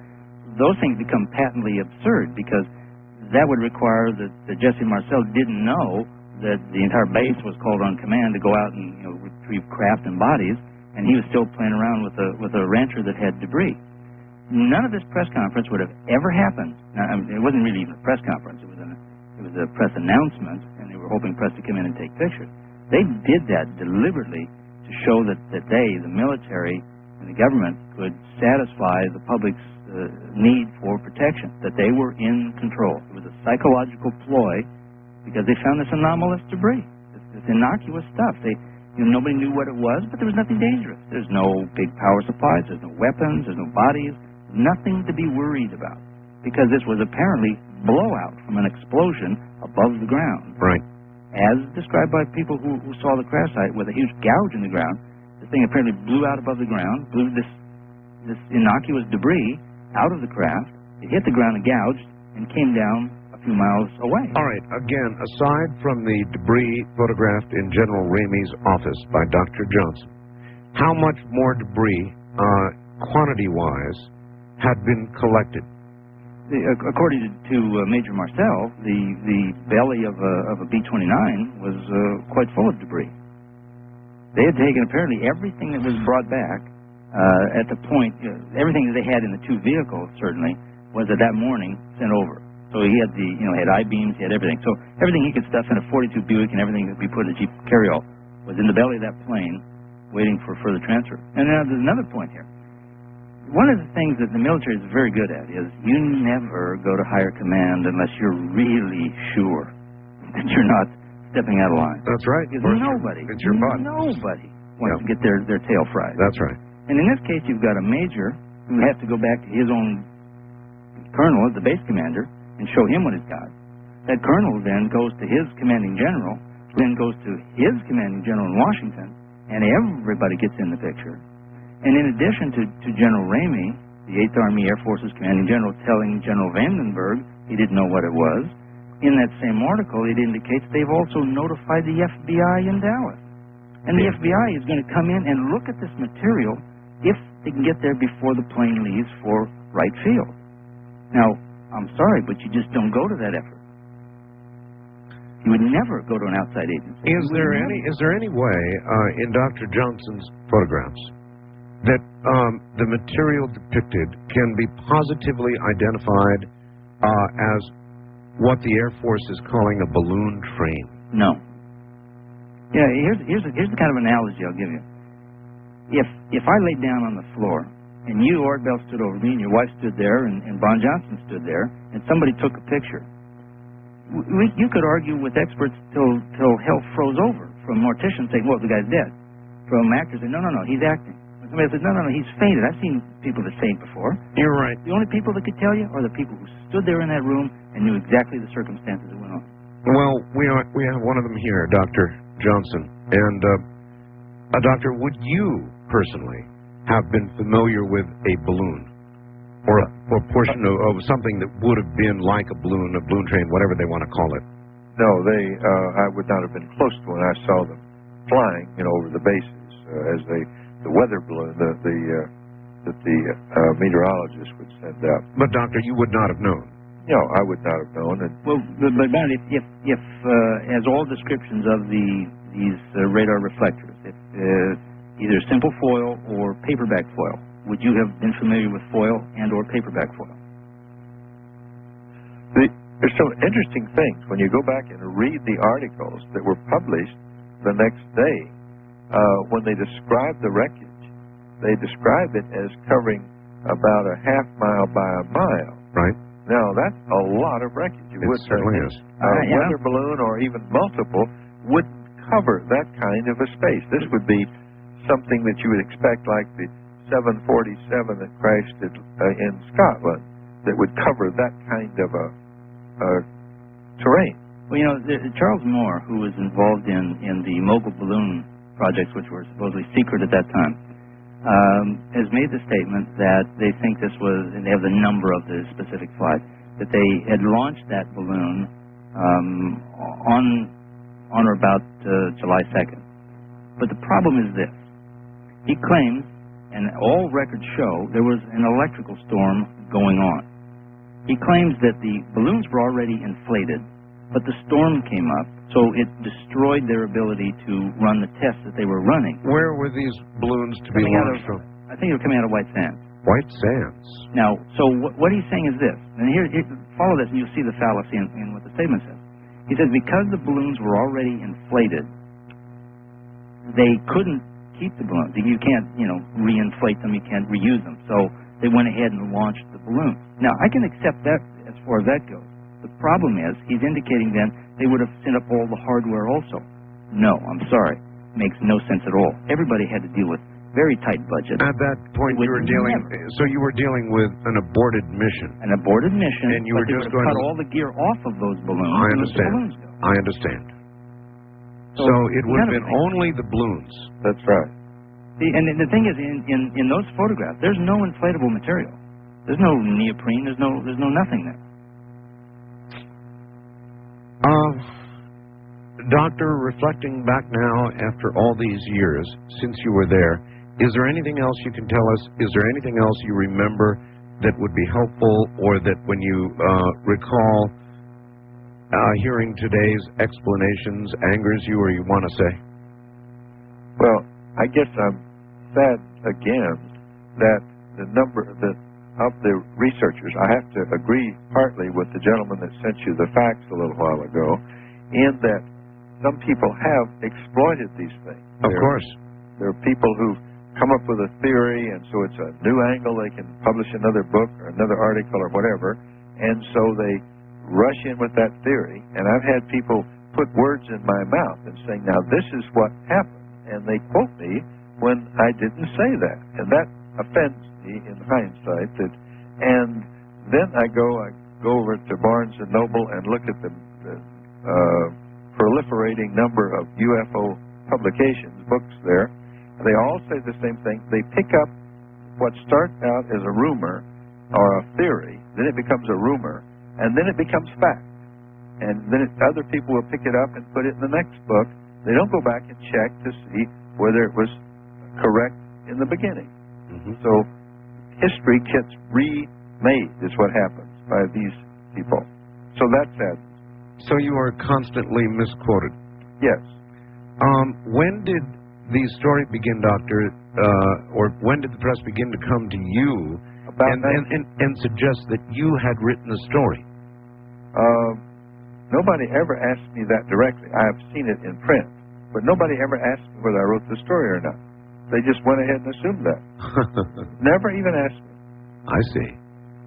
This is a very, very important point, because then obviously the origin of this story is a complete mystery, and as you have both pointed out, it was very unlikely that a story would be written without a byline that appeared on the front page of why it would have been a very proud moment for any reporter that had written a story that would be then rewritten all around the country. That's correct. And so that didn't happen. See, if it was even generated by anybody at Fort Worth Star-Telegram, the Fort Worth Star-Telegram would have taken credit and then insisted on attribution in other printings. And there's no attribution to that exact same article and chunks of that article all over the country. Mm-hmm. Again, I hearken back. You're saying balloon trains were in use in 1947, but Colonel Haynes seemed to suggest that the dummies, the other more exotic things that were shown being launched in film in this news conference did not even begin until 1953, or am I getting that wrong? Oh, no, you're getting that absolutely right. Not only that, if you remember in the video they put together, you remember those like disc-like objects that were coming down? Yes. Those are from 1972, from the Viking project. What does that have to do with it? 1972? Yes. That's the we saw a mix of footage there from probably 56 through 72. I don't even think there was anything shown there from 53. And the dummies clearly in those videos were 6 feet tall.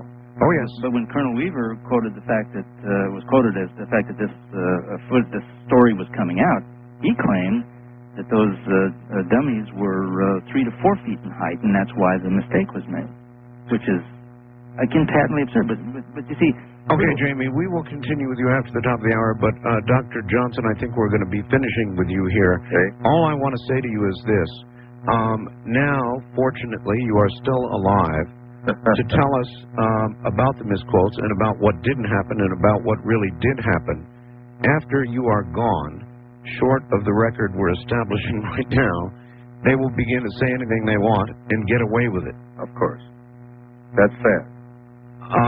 So, do you feel a need beyond what you're doing right now to record for history what really did happen? Well, I don't know. I don't have all the pieces of the puzzle, obviously. Well, I mean, even your portion of it, so that when you are gone, you're not misquoted, the story is not retold, history is not again rewritten. Yes. Again, Jamie has written the most accurate stories because he spent the most time and has detailed it out and has written the most accurate interviews of me, of any of the other reporters. So his articles are out there. All right. Well, I truly, Doctor, want to thank you for staying up this late and being with us and for telling us what really did happen. It was a very, very valuable couple of hours or so with you. Good. And my pleasure. All right, Doctor, thank you. You bet. Take care. All right, Jamie. Yes, sir. When we get back, I would like, if I could, to open the phone lines and allow the audience to begin asking questions, because we are going to begin to, frankly, move off into areas that now go way past what you have just heard, and begin to talk about the actual crash of the craft, and that's where we're going to pick all this up when we continue with Jamie Shandera. And I hope I'm beginning to get that correct.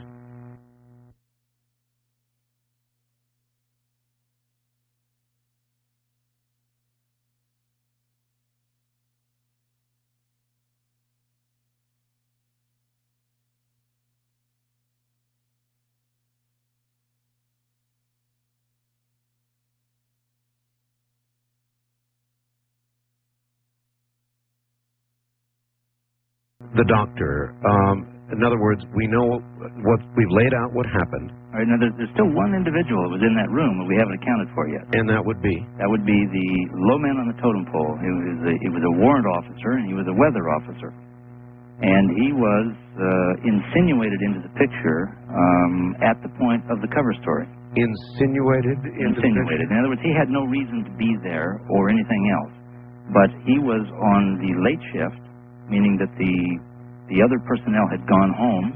Yes. He was alone at the weather station when he got a call from General Ramey himself ordering him to abandon his post, come over to the office, and tell the people there how weather balloons function.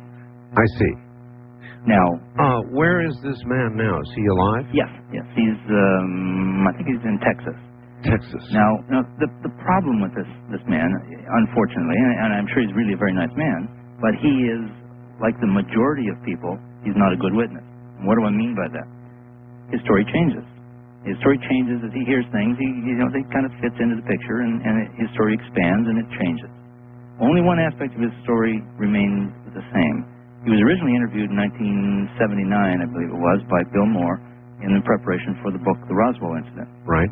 At that time, he told the story that the general ordered him to leave his post. He said, "But General, I'm here alone." He says, "Get your ass over here now." It was a direct quote, and that's always been the same quote. Mm-hmm. And I'm sure he would never forget the general ordering him off his post. No, you wouldn't forget. But there would have to be something very extreme for the general to do that.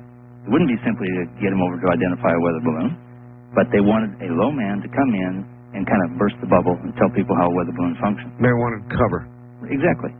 And they wanted to cover, they wanted an extreme measure now. So they have him come over. They're saying that, something's been found, and they just want him to tell the press how a weather balloon functions. He stands there, tells them how the Rollin-Sond radar reflector works off the balloons, and then he was ushered into General Ramey's office.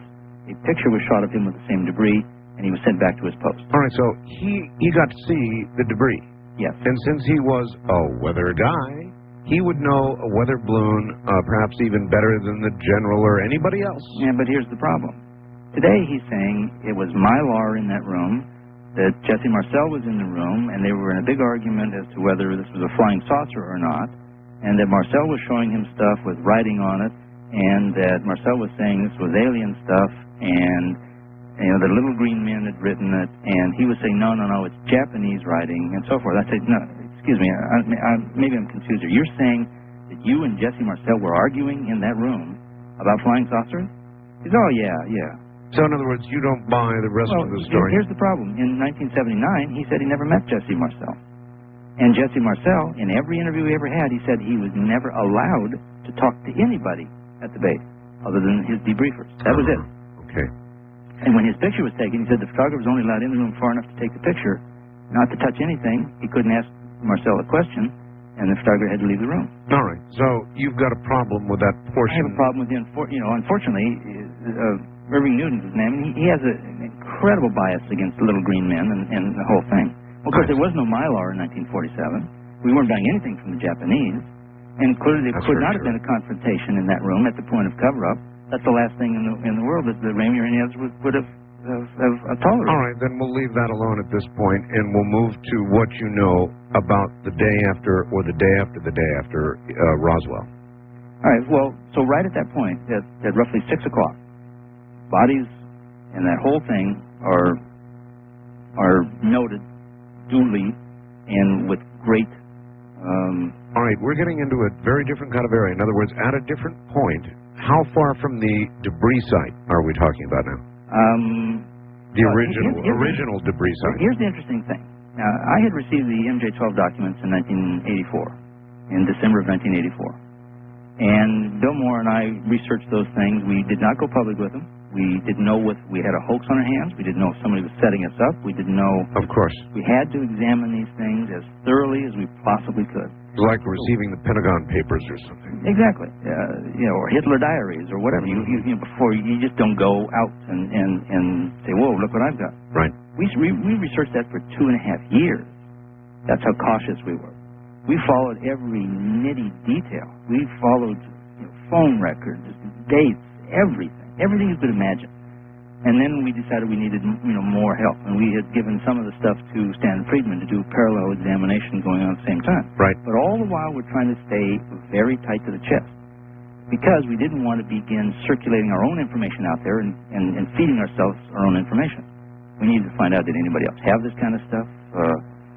all of those kind of things. So it's true. You put it out and it comes back to you in a different form, and it seems to confirm something for you. Exactly. Yeah. If you tell two friends, and then they tell two friends, and pretty soon somebody says, "Well, gee, I heard this, and I heard it from this guy." Right. And you think it confirms, but it doesn't confirm anything. Right. You're just feeding yourself your own stuff. So there are very legitimate reasons for not telling what you've got while you try to examine it.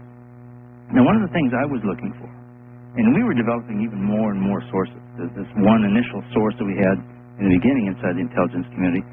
They began to grow, and more individuals were feeding us information, but that seemed to get out of the same information loop. All of them, high level, all of them we could access in their agencies. We knew who they were. These were not anonymous people to us. Our agreements with them were we keep their names confidential, wherein the whole concept of the aviary group. So we gave them bird code names. And the reason for that is we're talking on the telephone, and we're talking about a certain person. We didn't want to use their name even on the phone. So you are the one who originated the whole bird code name aviary thing? Absolutely. Just to protect your sources? Protect our sources. All right, that clears that up. And I've heard all of the other stories. I've seen stuff on the internet about it and everything else. Nobody knows who the sources are.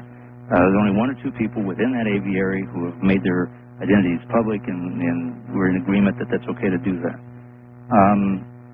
So while that's going on, I was always looking for some parallel way outside of testimony of key individuals who you have every reason to follow the trail that they're pointing you to. Mm-hmm. But I was looking for some way to validate these documents outside of that kind of testimony, outside of this constant strain of trying to dissect where is the disinformation, what can we validate, and that slogging process that you have to go through. Journalism, and hardcore journalism. You can't simply take an assumption and then go out and just find something that proves your assumption and forget everything else. Well, you can today. Well, too many people unfortunately do. You're right.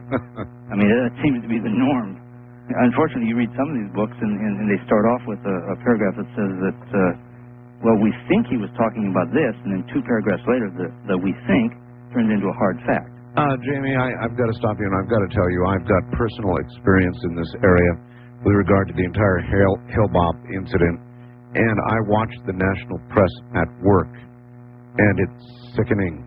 In other words, the national press today decides, and I can't tell you what the genesis of that decision is, but they decide they will tell a story in a certain way. And God help anybody who gets in the way or tries to get in the way of their telling of that story in that way with facts. They simply ignore them, and they go right ahead and tell it the way they want to tell it. Yeah, and unfortunately, it becomes like a group mentality. Once one starts in that direction, then they all flock in that same direction. I mean, this is something I know personally from a couple of recent incidences. It's a very, very sad thing, but that is not the way you proceeded to investigate. You were I can't do it. See, if I approach a situation, what has to happen for me for it to work for me is if it's an individual I'm talking with, I have to first of all qualify the individual, and it's not exactly sufficient to say, well, he was there at the right place at the right time. You have to try to get a few more things factored in, and sometimes it's very difficult to do. But secondly, then you have to qualify the statements being made. The problem with General Dubose, people went and talked to him, and like he said to me subsequently, I said, General, those were rambling recollections that when you were talking to these other people, weren't they? He said, well, yes, that's exactly what they were. I didn't have anything to focus. I had never really gone through the whole story.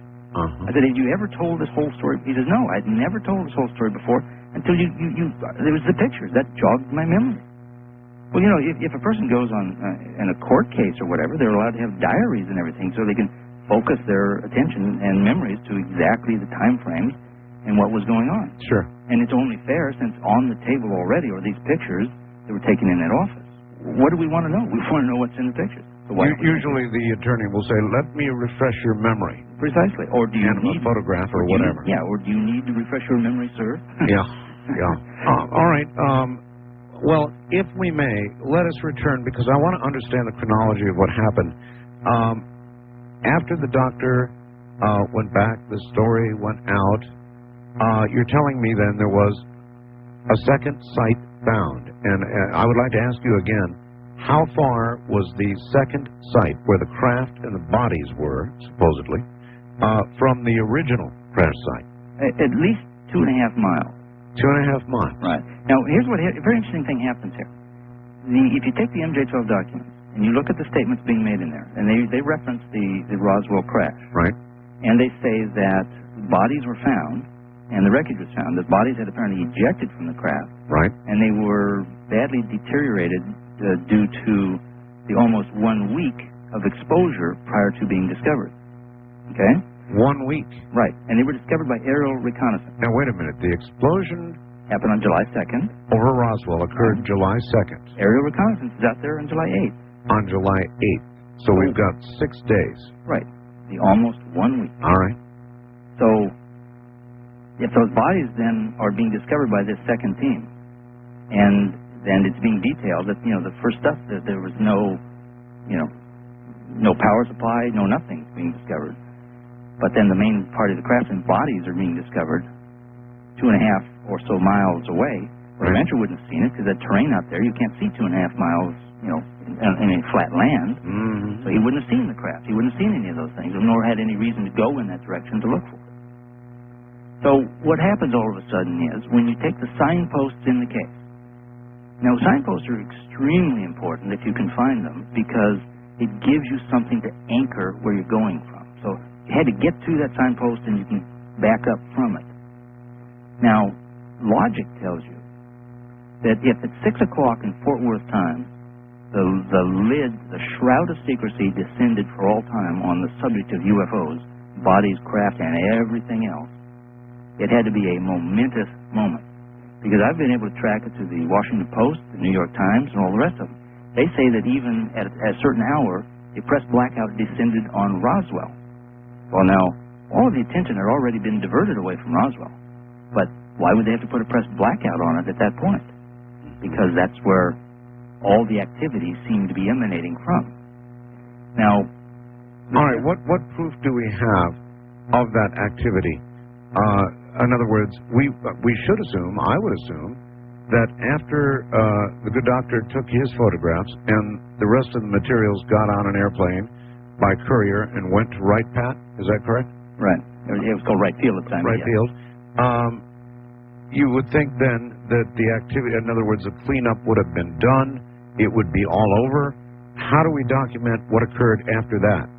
Well, that's where the secrecy becomes monumental. That's where the roadblocks all start, is at that point.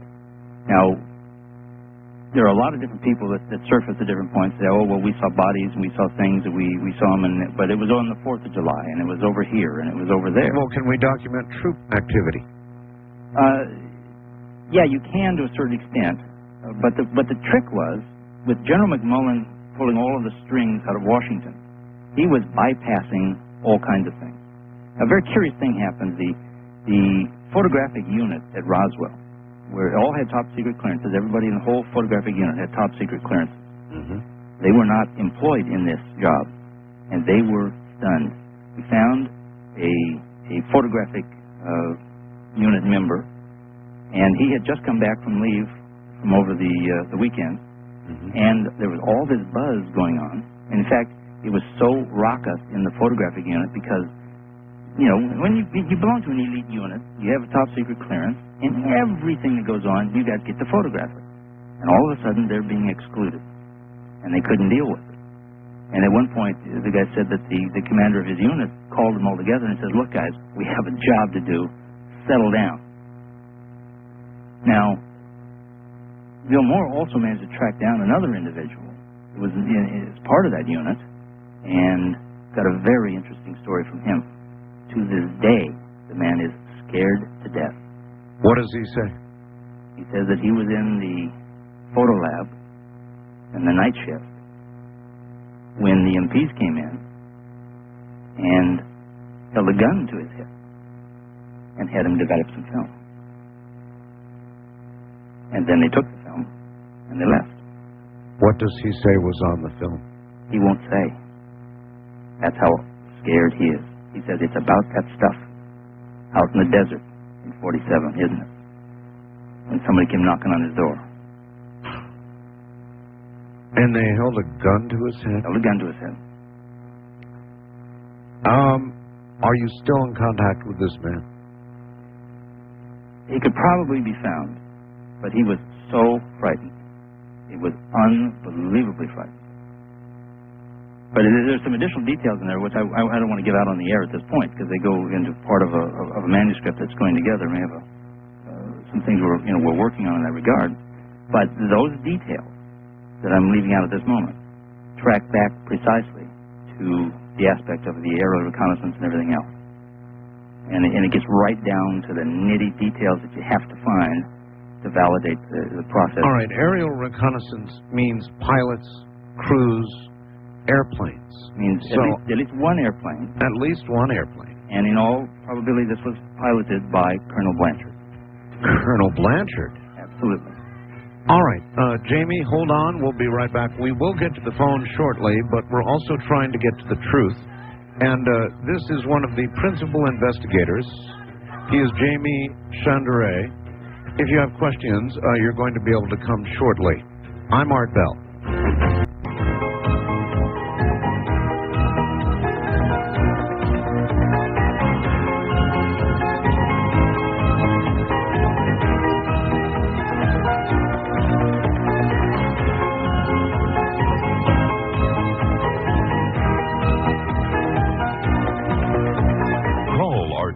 Toll-free, west of the Rockies at 1-800-618-8255. 1-800-618-8255. East of the Rockies at 1-800-825-5033. 1-800-825-5033. This is the CBC Radio Network. It is Jamie Shandera, an investigative journalist who's done a very, very careful, exhaustive investigation of Roswell, is my guest.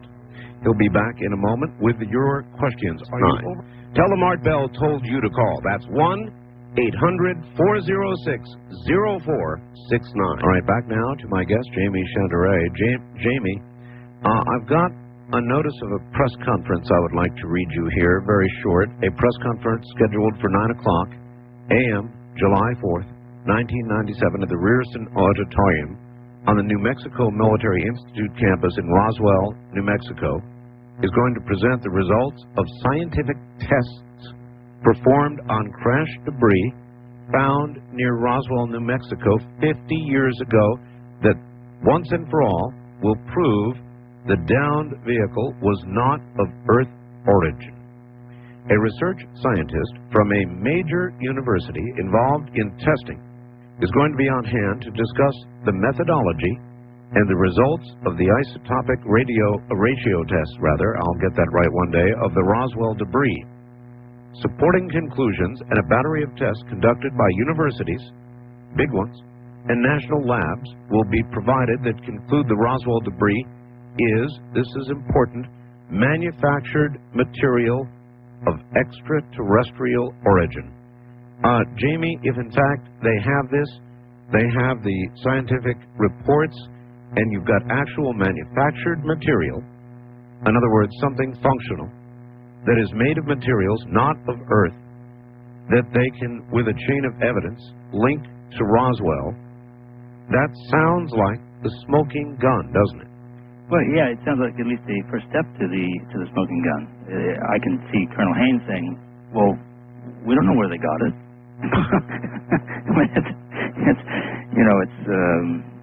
Every time you get your hopes up that that something is a major breakthrough. I hope it all pans out exactly as it's being. Well, tomorrow night I will have a guest on this subject, so we will see. And then, of course, on the 4th, Friday, we are going to know for sure, I guess, aren't we? I hope so. And the next step, of course, is then the laying of that foundation. My approach is you have to look at an investigation like it's a crime scene. You've got to be able to find out who got into this area, who got out of this area, and where did everything go. If you can't build a solid base for making that determination, you're never going to find the perpetrator or what went on. All right, let's go to a few calls. And first-time caller line, you're on the air with Jamie Shandera. Hi. Hi, Hi, this is Roberta from Media, Pennsylvania. Hi. Hi. Hi there. And I was out in Roswell last December. My uncle lives in Ruidoso, which is not far from Roswell. And living out there, he said he always heard the crash site was really somewhere in the Capitan Mountains. Have you ever heard of anything about that? Well, there have been a whole series of stories about different crash site areas. There seems to be clear evidence that there was more than one crash site. However, there's still a considerable amount of consternation as to where all of these different crash sites were. It seems clear because I know that CIC officer Rickett, who went out there with Sheridan Cabot the next day on July 8th, he was subsequently assigned to get Dr. La Paz from the University of New Mexico to go out there, and Dr. La Paz determined a trajectory as to where this craft had come down. And so what they did is they followed that trajectory into the back country and found Indians, found people in line shacks and everything else, and tried to get their stories as to what they might have or might not have seen. And what they did see, apparently, were three lights in the sky. And they saw one go down, then they saw another one go down, and then they don't know what happened to the other one, whether it went off into the horizon or it also went down, which is very interesting. So, I mean, it does lend credence to more than one crash site. All right. It's a good question. What is your best guess right now? We've got a debris field, we've got an actual crash site, and how many more? I think there was at least one. I don't think it's where Stanton Friedman thinks it was. I think it was close to the plains of San Augustine. I think it was in the mountains, in the rocks, in an absolutely inaccessible area. And this is purely, of course, off into the area of speculation. But if it was an alien craft, is it reasonable to conclude, since the atomic bomb was at Roswell, that an alien craft would certainly be interested in our first developmental area where the atomic materials were being kept? Sure. Yeah, it was at the point where, there's nuclear waste outside our atmosphere. We're dangerous. We got to be watched now. All right. Wildcard line, you're on the air with Jamie Shandera. Hi. Hi. Hi there. Good morning. Good morning. Where are you? I am in Tucson. This is Katya in Tucson, Arizona. Okay. And first of all, I'd like to tell you, Mr. Bell, you're beginning to grow on me. I'm listening to you for about 3 weeks now, and I'm really enjoying what I'm hearing. Thank you. And good morning to you, Mr. Shandera. Good morning. My comment pertains to something I heard earlier this evening on another station, on another talk show. And the guest on that show was James McGahey, who's an astronomer. Mm-hmm. I believe he's in Arizona. May I mention the name of the host of that show? Sure. It was Jim Bohannon. Jim Bohannon, all right. Right. Now, first, if you don't mind, I'll tell you the conclusion that Mr. McGahey came to at the end of their discussion. His conclusion was that the entire issue of the UFOs is a phenomenon based on ignorance and superstition. And there was a caller who was trying very earnestly to describe something that he had seen that was out of the ordinary.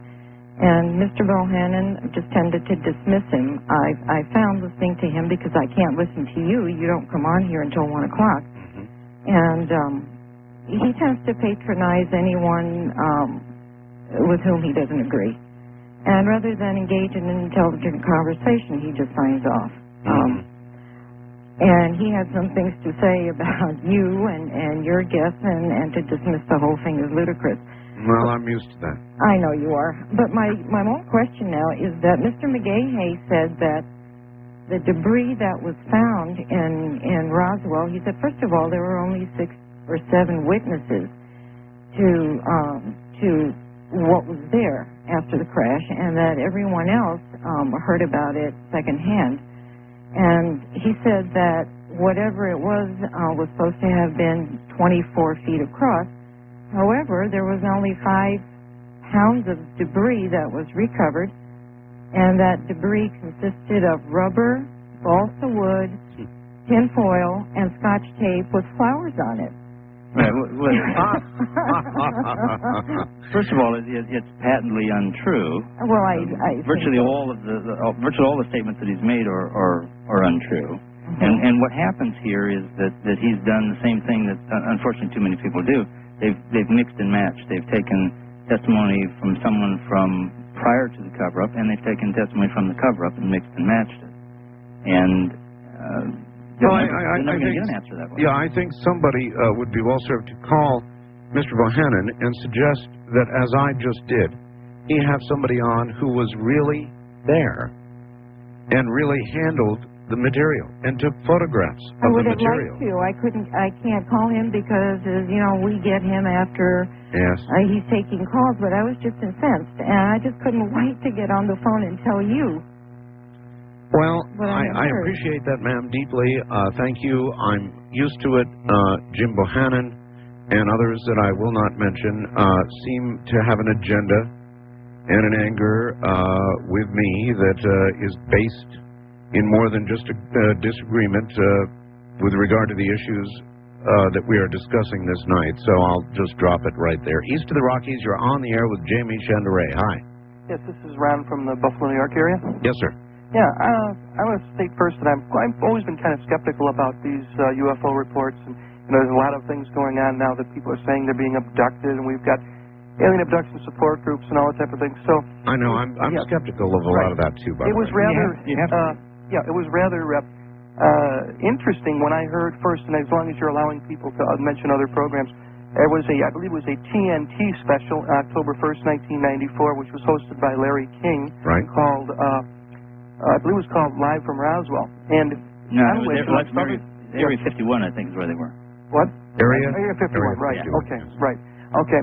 And he had on there, amongst other people, he had Barry Goldwater on there. And Barry Goldwater, apparently, and, he's not exactly your flaming, New Age or mystic, esoteric type of person. No. He said that he had talked during, apparently, I think it was the 1964 campaign, he had talked to Curtis LeMay, because even as far back as 64, there were rumblings about things that went on in Roswell and that type of thing. And he supposedly asked Curtis LeMay, and Curtis LeMay, who normally he claimed was not very excitable, was very businesslike and professional, got very upset and said something to the effect actually cussed him out and told him, don't you ever... Exactly. Don't you ever blankety-blank mention that, and I don't even want to know what goes on there, or something like to that effect. That's correct. The Blue Room at Wright-Patterson. That is correct. I have that on audio tape from Barry Goldwater. Yes.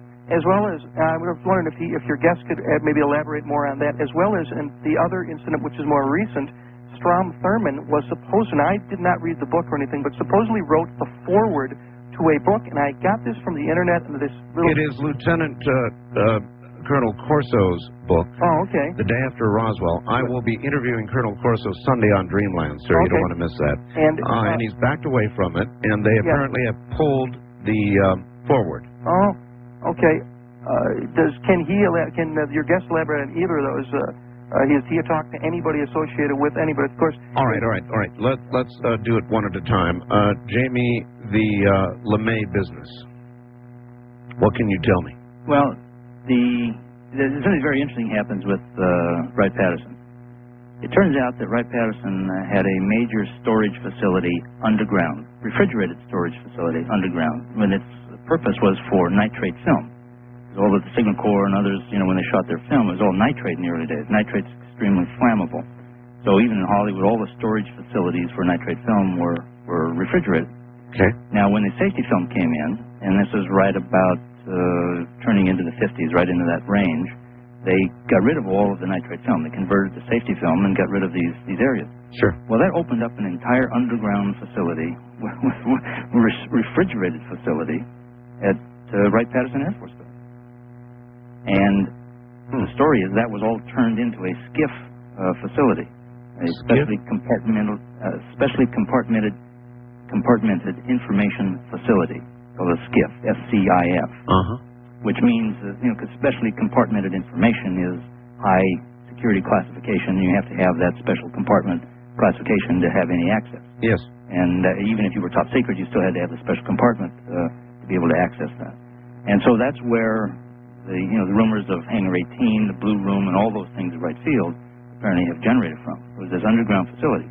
What they did was then they shipped out all of the film people to all the locations, got them out of there. Most other people there, as things changed over in time, had no awareness whatsoever that there was such a facility underground there. So that tends to be where all the genesis of all those things are, and it was highly classified. General Exxon made references to bodies being stored at Wright-Patterson. And he was there in 1947. I think he was a major at that time, during the 60s, and roughly about the time that we're talking about here, in 64, General Exxon was the commander of Wright-Patterson Air Force Base. Mm-hmm. But he, even as commander, he did not have access to the information. And he had the stories, and he had to assign retrieval groups and there were other things to go out. Okay, well, if we are to judge, though, General LeMay's, that was the question, General LeMay's reaction to Goldwater's question, General LeMay obviously had knowledge. He had at least, yeah, he had some knowledge. It doesn't mean that he was read into the specific program, but he had knowledge, so he would have been in a periphery position that would have had to rebuff anybody that tried to get close. Mm-hmm. All right, west of the Rockies, you're on the air with Jamie Shandera. Hi. Hello, Art. Yes, sir. Where are you? This is Mike from Maui. Maui, Hawaii, all right? Yes, and how are you again? Fine. Great. Thank you for your wonderful guest, Mr. Shandera. Let me say it correctly. Shandera. That's well, I don't want close. to disrespect him. Is that correct? Shandera. Yes, thank you. You know, I am very excited to hear someone of your nature come on and recite a lot of documents, drop a lot of names. The thing that upsets me, and it isn't what you're doing, is the fact that the people that you're referring to aren't as brave as you. I know Art works as hard as anybody, including a coach of a winning NFL team just to get to playoffs, and that's not an easy feat. Art probably times 10 that. And what I appreciate is the fact that we can get it this far. What I question, though, is with all the accuracy, or should I say alleged accuracy, of a lot of people that have worked in the NASA and the research of aerospace, why is it that the documents are always available, whether they're accurate or not? But it just seems so difficult to get them to just come on the air, whether it be your show, Art, or anybody else's show, or just plain old network television. And I think that that draws a lot of funds, including advertising, which makes it lucrative for these people, which that is why they're in the business, television networks and radio networks. And I just think it's a shame that people like Mr. Shandera and others, including Richard Hoagland and other folks of that nature, even through such a fantastic show and a venue that you've used, we just somehow, and I think it sheds a lot of curiosity on the validity of what they're trying to say. I believe in what I have learned in your show, give or take a few oddities, but I think the proof is in the pudding, and the pudding is not being shown, we're just getting words. Well, the answer to your question is that a lot of people of the caliber that you're talking about are scared to come forward, and they have good reason to be scared to come forward. Jamie gave us a very good example of that a few moments ago. A man who developed film, wouldn't even talk about what was on it, said it related to that thing at Roswell, and had a gun put to his head, and to this day will not talk. Are there a lot of people, do you think, Jamie, in that category? Well, let me give you a different example. The way things are especially compartmented, that whole phrase has a very strong bearing on this whole issue. The aspect of compartmentalization is the brainchild of Dr. Vannevar Bush, in particular, who was also named as one of the MJ-12 members. The idea of compartmentalization is that if you have a specialty that they need, you're brought into a compartment. Now, you're given a certain amount of information because they want you, if you're a physicist, let's say, to work on this. You don't know where it comes from. You don't know where it goes to. You don't know how any of it connects. But let's say for a moment that this individual decides that, holy cow, what I'm dealing with is extraterrestrially derived information. Right. I think the public has a right to know this. Right. And even though, I've signed a security oath to get where I'm at, I've got to give this to a journalist. I've got to give this to somebody. This story's got to get out. So let's say he gives me, or anybody, this piece of paper, this document that he's got. Now, if you're legitimate as a journalist, then you have to go back through the government somehow to to validate the information. You can't simply take somebody's document and say, whoa, look, this is real. So the process of going back through, the document has dye tracers in it because of the compartmentalization and the security nature of the information. The dye tracers will first trigger security people. They don't have to know the content. All they know is there's a marker that just saw the light of day of a document that is not supposed to see the light of day. So the first questions are, who had it? Why does he have it? The proper division is notified. They will, within a matter of hours, identify what compartment it came out of, because even if there were 5 different compartments that had to coordinate, they would know, because of the dye tracer, the marker of some kind. It would come all the way down to a misspelled word. Or the information. In other words, because of the way everything is compartmentalized, they could know exactly where it came from. If there were 5 physicists that had to work on the same project, right, each one would have the same security dye tracer on it, and they would have a different marker that would identify which compartment it came from. So they would be able to identify the specific individual within a matter of hours. They would, if I was the one that received it, they would never talk to me. They would come around, they would knock on that individual's door, and at that point, that man is in deep doo-doo. Mm-hmm. I mean, he is in other words, no matter how you protect your source, the mere imparting of the information is going to tell those who are watching over all this exactly where it came from. Right. And so here's what would happen. What would happen next is they would then say, all right, we can destroy your future. We can jail you. We can blackball you. We can do anything you want. But before we make our mind up, here, give this to your journalist. All right. Hold tight. Hold tight, Jamie. We'll be right back to you. I'm Art Bell. This is CBC.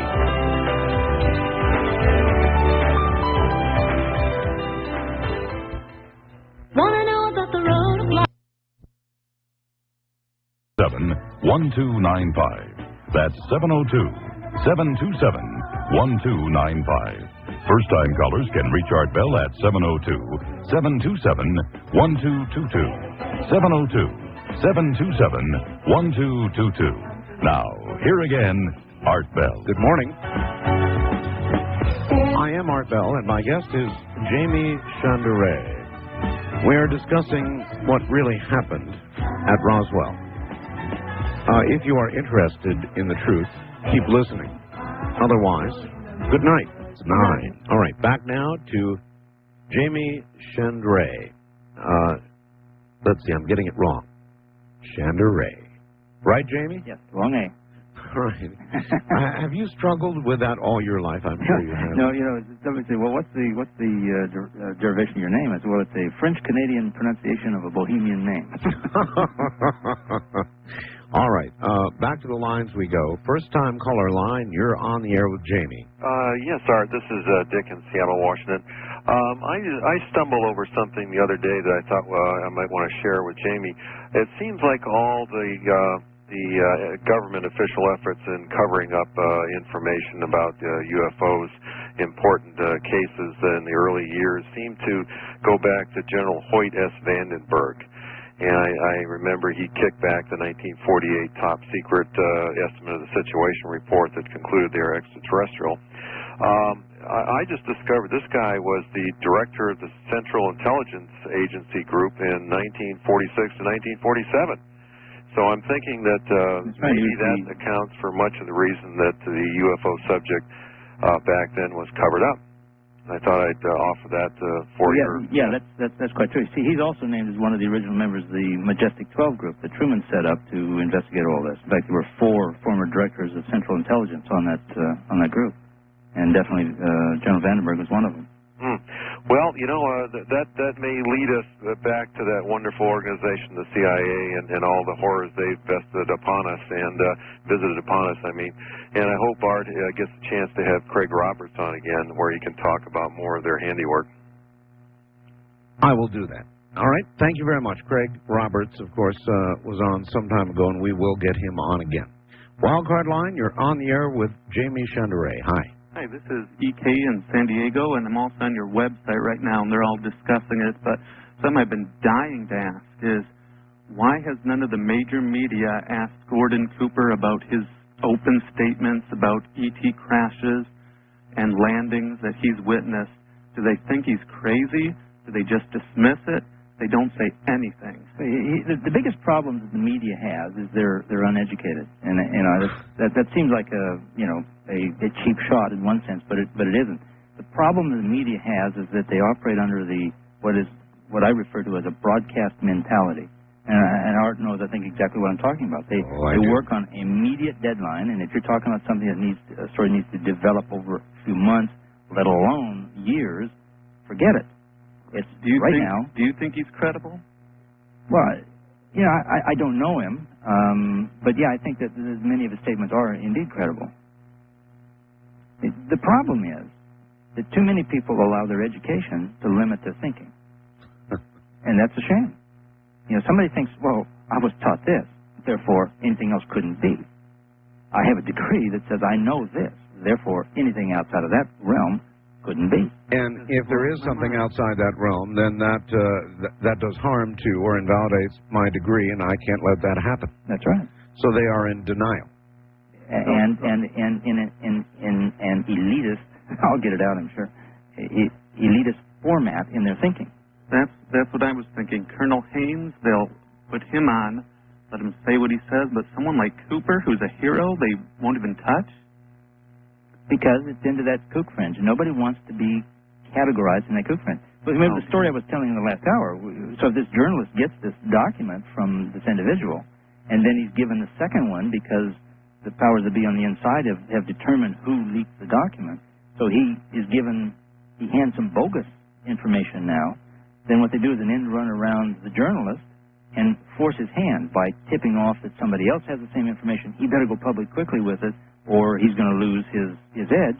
He does it, and boom, they discredit him on the basis that the bogus material discredits everything. It doesn't make any difference. He had good material in there. Mm-hmm. The bogus material is the rotten apple that spoils the barrel.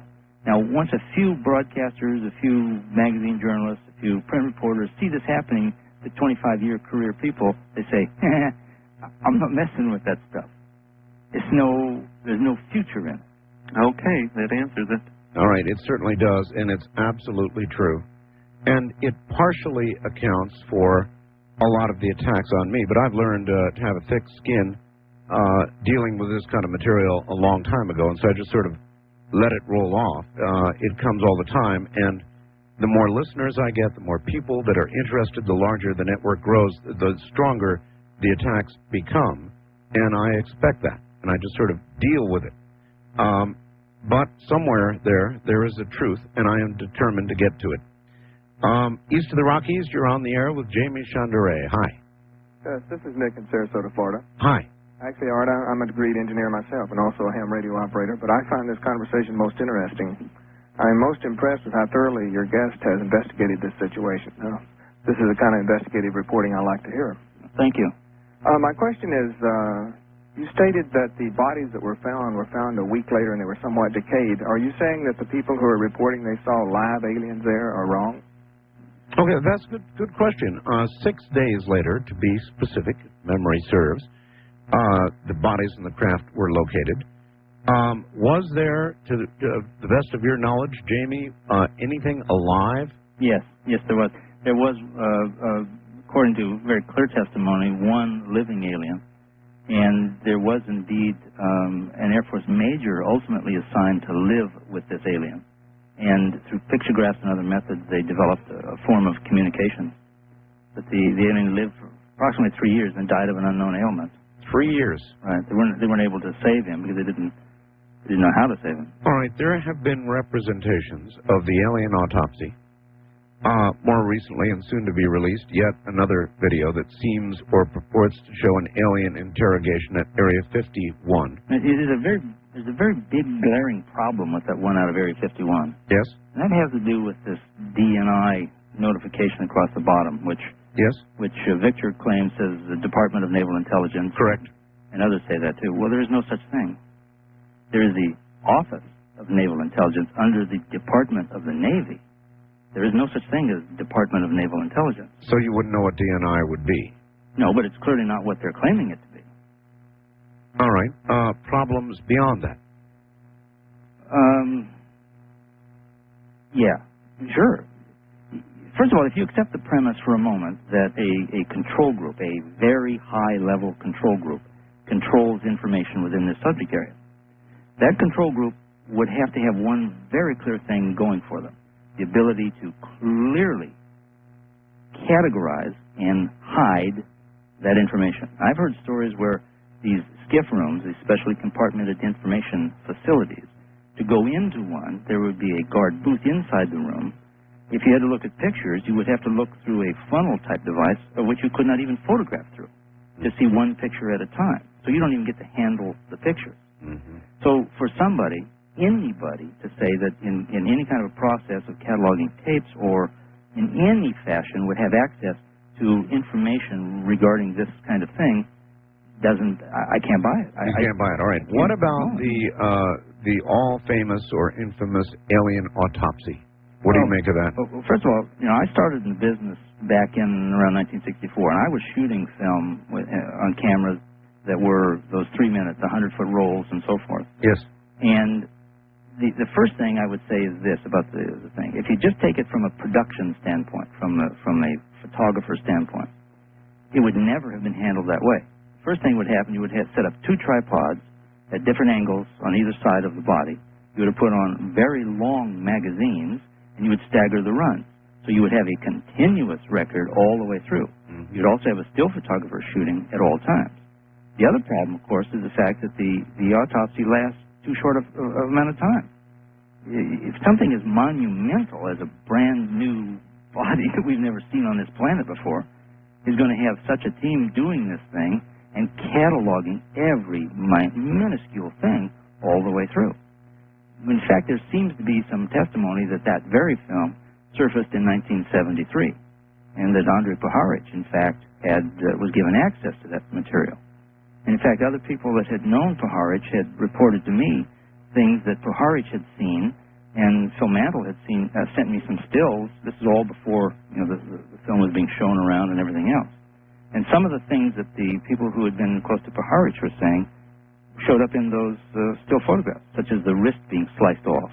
That's not something you do in an autopsy. You don't slice a wrist off. The hand is detached from the arm and stuck back in place. So there's a whole series of things that are very problematical there.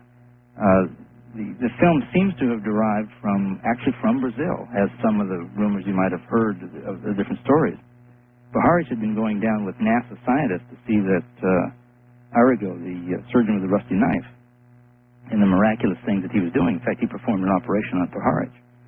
Now, Puharich was the godfather of parapsychology in this country. He was a physician and a scientist, and he was into a whole series of things. And if memory serves me right, he was Mamie Eisenhower's doctor also. So it was somebody that was associated with Arago in Brazil that brought the film to his attention. And they thought that if they could get Puharich behind this film, they're saying that the Brazilian military had shot this autopsy. But ultimately, and Puharich was interested in the beginning, but the more he saw of it, there's no way. And even Brazilian military of that vintage wouldn't be that sloppy. So there's a lot of very big problems with it. All right, so you have doubts about those. Let me bring you up to date and ask you about something more recent. There were some absolutely incredible lights or a craft, depending on the witness you talk to or the film you see, that appeared over the city of Phoenix. I'm sure you're well aware. I'm well aware of it. The initial explanation was they were flares. Which is patently absurd. Yes. This incident went on for 106 minutes, actually. It's documented very well on videotape. What do you make of this most recent incident? I know well that people who have asked questions about it, like Frances Barwood, councilwoman, I've had her on the air, are the victims now of smear campaigns, frankly. Well, look what the governor did. I mean, it was the most bizarre activity I've ever seen. It really was. The announcement of the investigation. In all seriousness, they're going to investigate this. He's having a state agency to investigate this. And then by 5 o'clock, he's parading his chief of staff out with an alien head and a shiny suit. Well, actually, to be specific, after a court appearance. Right. Right. He came out and called what he said was an emergency press conference.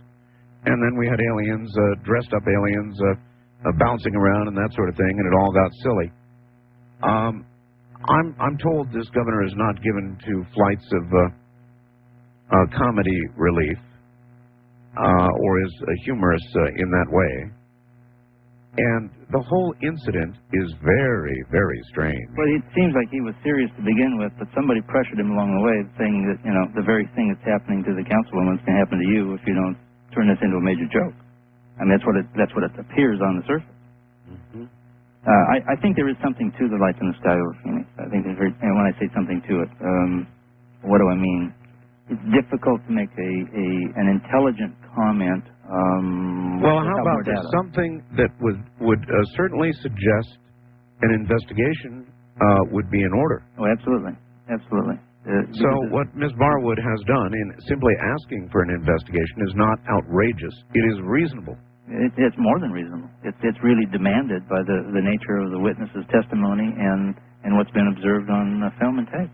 Mm-hmm. All right, west of the Rockies, you're on the air with Jamie Shanderea. Hi. Yeah, it's Jim in North Hollywood, enjoying your program.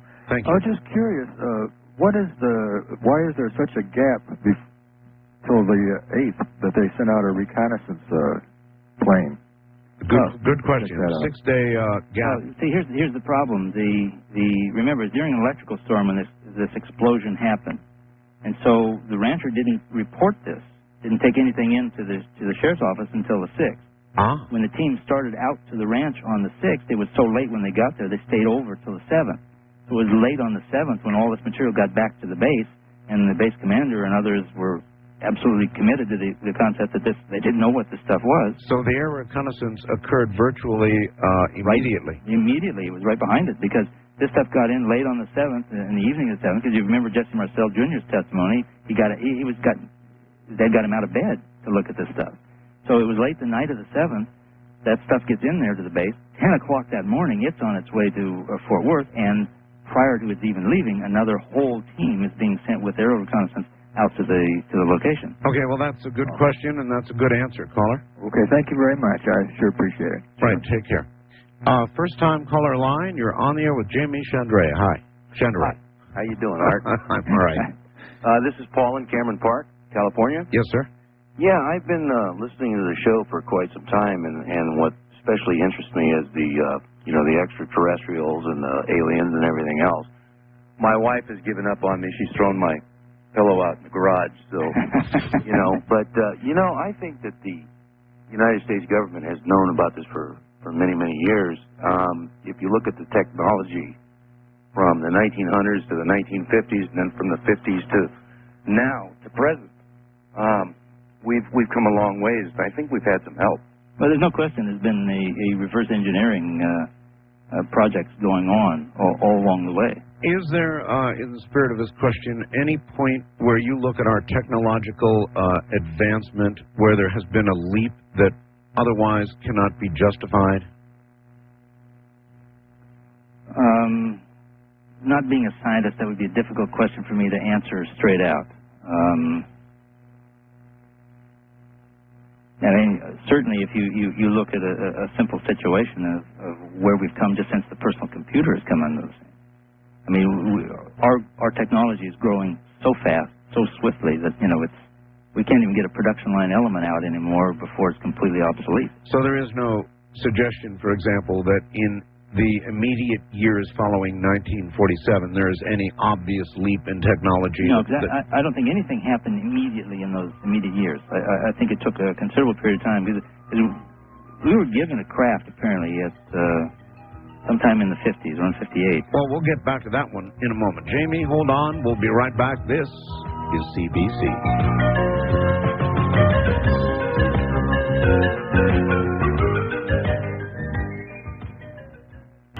West of the Rockies at 1-800-618-8255. 1-800-618-8255. East of the Rockies at 1-800-825-5033. 1-800-825-5033. This is the CBC Radio Network. That's who we are, and, you know, I would think you would want to archive this program this morning.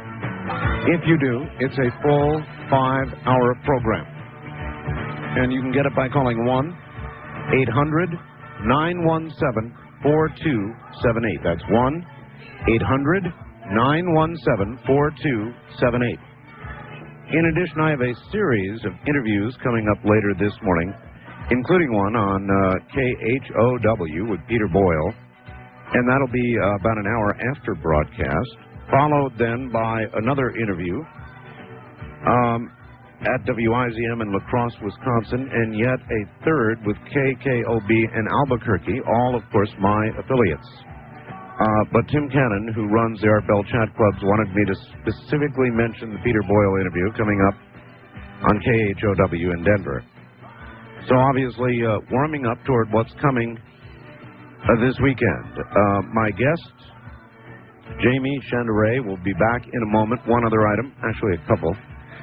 My book, The Quickening, is only got a few more days. As a matter of fact, Sunday after Dreamland, and I guess I should tell you, Sunday, Lieutenant Colonel Corso is going to be my guest, who wrote The Day After Roswell.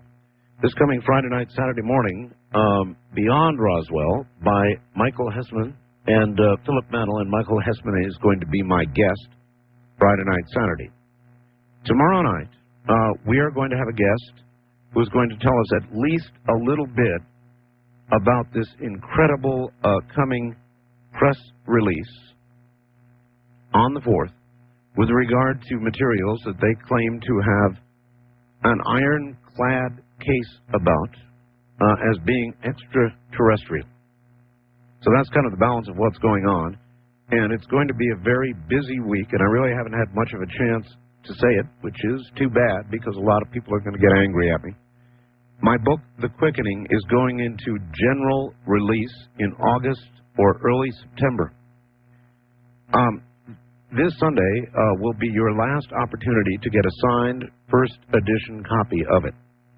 However, if that is not material to you or important, and I can understand it well may not be, then you'll be able to get it in the bookstores in August or September. Any bookstore, literally across America. From now through Sunday, I will sign a copy of my book for you, and then that's it. Finny. Just left for us to claim. And apparently what our brightest scientist said was that the power supply was an absolute scientific bafflement. It was like looking into a box of crystals.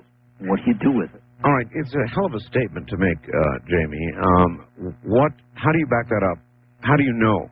Well, we've got testimony from specific individuals, and apparently, if you're familiar with the Cash Landrum case out of Texas, around 1980-81, where the 3 generations of one family were on their way back from some road outside of Dallas somewhere. Yes. When a craft went above them. Yes. Covered over the car, and they got out, and they developed cancer and various other things from that.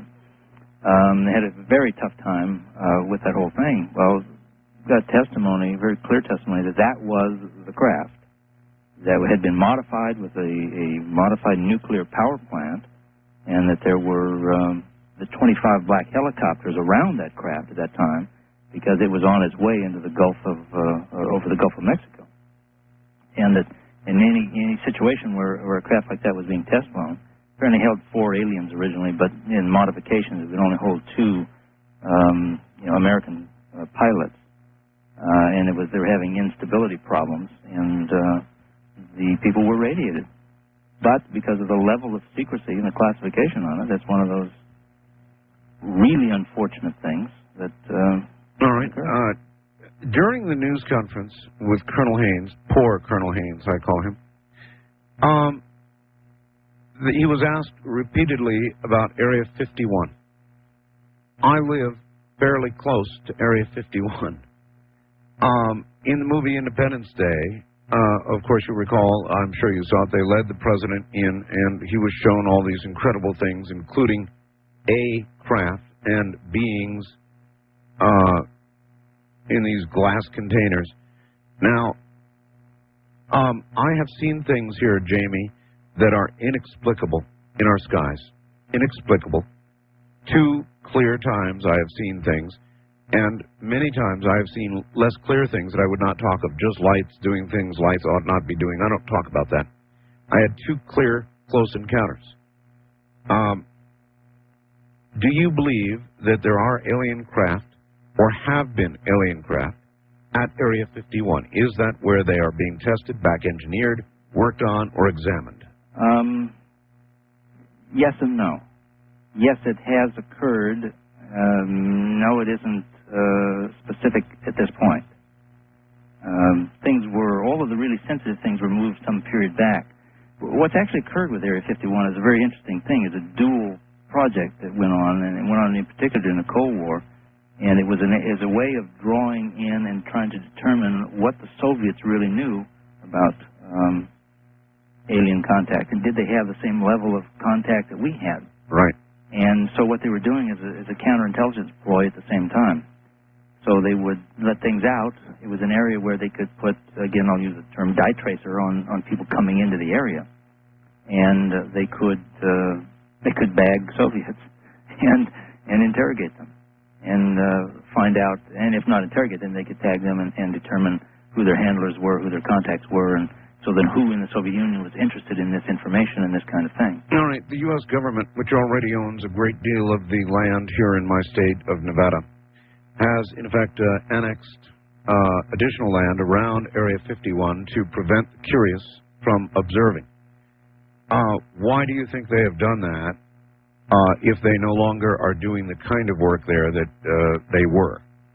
Well, there are stories, and again, I'll have to say stories at this point. Even if they're from very good sources, they still have to fall in the category of stories until you can absolutely validate the information. Sure. That there are areas within the confines of Area 51 that are off limits to everybody. S4. Those sorts of areas, anyway. Yeah, but even more strategic than that. And in fact, if you look on a Bureau of Lands and Mines map or Bureau of Land Management map, you'll see an area in there within the Area 51 confines that indicates off-limits radioactive. And it has nothing to do apparently with radioactivity. It has to do with other activity, of which even the security and perimeter guards and there are stories floating around that they have found abandoned security guard vehicles at the perimeter of these areas where they've wandered in and they have not returned. I see. It's generally referred to as the Groom Lake area. They asked the colonel about this during the news conference repeatedly, and he repeatedly had no comment. Right. He did confirm that it exists, but he said it's kind of out of his bailiwick. Well, he didn't exactly say Area 51 exists. He said, I seem to recall, he said, I assume you're referring to the Groom Lake area, and sort of transferred it to that. We all know there is a Groom Lake area. So he didn't specifically say Area 51 is Groom Lake. He said, I assume you're referring to the Groom Lake area, and then referred everybody to the Air Force PR people. And I don't imagine too many of the reporters went rushing to them. Right. But, most of the people, they don't understand any of it. They don't know enough of the information. All right. The press has another problem in this area, and that is, who do they go to? Who are they going to learn from? And the problem in the UFO community is that, it's such an infighting kind of thing, and everybody competes with everybody. Yes, I know. Everybody throws rocks at everybody. I know. And so how does It's really a shame because there's enough rocks being launched from outside the community for the community not to be doing itself in. West of the Rockies, you're on the air with Jamie Shandera. Hi. Hi, this question is for Jamie. Yes. You have heard of the strange camera or object that is looking over Groom Lake? I don't know what you're referring to. I don't know what you're referring to either. There was, apparently I read on the internet, I pulled up a web page. Be careful of the internet. Yes, I know. Yeah, it showed a picture of a strange looking object that was overlooking Groom Lake, Area 51. Apparently they said it was some type of beacon with infrared seeking, which can detect trespassers or something like that. I was Well, wondering. they have all sorts of security in place in that area. And believe me, you cannot get close to it without encountering some people you don't really want to meet, and possibly ending up in jail if you go too far. Is that your understanding, Jamie? Oh, absolutely, absolutely. Mm-hmm. First time caller line. You're on the air with Jamie Shandera. Hi. Yeah, let me turn my radio down. Yes. Hello, Art. How you doing tonight? Fine. How you doing, Jamie? It's very interesting what you've been discussing and revealing to the American public. I've got 4 items, very brief. I just want to state them, and then you can answer them. I'll listen off the air. Did you look into the credibility of the testimony of Barney Barnett? 1. Do you know who any of the University of Pennsylvania students were that were on site before recovery personnel arrived? And in regard to the MJ-12 documents, who does MJ-12 report to, or what? And what parts of our government does it exclude? That's a lot of questions. Hold on there, please. Jamie? All right. Let's see, your first question again was... let's work backwards here. Yeah, let's take them one at a time. Caller, in the proper chronology, what was your first question, please? Barney Barnett was Yes, Barney Barnett. All right. Did you investigate the credibility? I didn't investigate the credibility. The problem, of course, with the Barney Barnett story is it was secondhand to begin with. So the problem of narrowing it in. Now, Stan Friedman did an awful lot of work on Barney Barnett, and he puts a lot of stock in Barney Barnett's story. I don't put stock in the Plains of San Augustine location. I have that's problematical for me. So I don't know how else to answer that question beyond that aspect. All right, question 2. The University of Pennsylvania students that were alleged to have been on the site at the same time before recovery personnel arrived, has anyone tracked them or found out who they were and interviewed them? Know anything about? I've never heard of that. Oh yeah, they were supposedly were out there. I think that there was. I think Randall and Schmidt had located or sort of located somebody along the line, but I don't think anything came to any significant fruition in any of that. All right, and the final question involved Majestic and who they, if anybody, report to. Well, what happened with the MJ-12 is they were structured, they were set up originally by Truman, and for a very good reason. Initially, when they found the bodies, when they found all of this stuff, they didn't know what they were up against. So for very legitimate reasons, this thing was covered up. And it was covered up from the standpoint that they put a lid on it to investigate it, examine it, and make a determination of what is going on. Are we under attack? Can we defend ourselves? Did the Nazis know this? Did the Soviets have this? What's going on? So it makes sense in the beginning to put a lid on it. What they understood also at the same time, they couldn't keep it secret. But they knew they could manage it. So it isn't really a secret. It's well managed. And what they really manage is the evidence. Now, back to your question, which is, who do they report to? When Eisenhower was elected, Eisenhower gave the group autonomy from the President of the United States. So they are autonomous and work outside of the direction of the President of the United States. So then would it be true or not true, in your opinion, that each president following Eisenhower was not aware of their existence or function? What they did was they briefed presidents on presidents' need to know. In other words, let's take a Jimmy Carter. When Jimmy Carter comes into office, Jimmy Carter had made statements while he was running for president. Promises, actually. He had seen he had a sighting, let's say, while at a Kiwanis Club parking lot. And he's not just a casual observer. He was an astrophysicist at Annapolis, for his major. So he made promises that he was going to get to the bottom of this UFO issue. That's right. If the government had information, he wanted to see the public got that information. If they didn't, he wanted to know why they didn't. The last line is always left off, and that is, as long as it isn't against national security. Now, when he became president, at the point where he began to really rumble about the subject area, it was determined that he was now in a need-to-know position, and so they briefed him. And what each president would subsequently find out is there is a long-term plan underway, and for the eventual complete release of this information, but gradually. So all right. Prepare the planet. Yes, let me stop you, Jamie, and tell you a little story, and I've told it before. A caller, very credible caller, called when I had another guest on, said he went to a Jimmy Carter book signing. Jimmy Carter was doing as a lot of people do in book signings and hardly looking up, signing books like crazy, one after the other.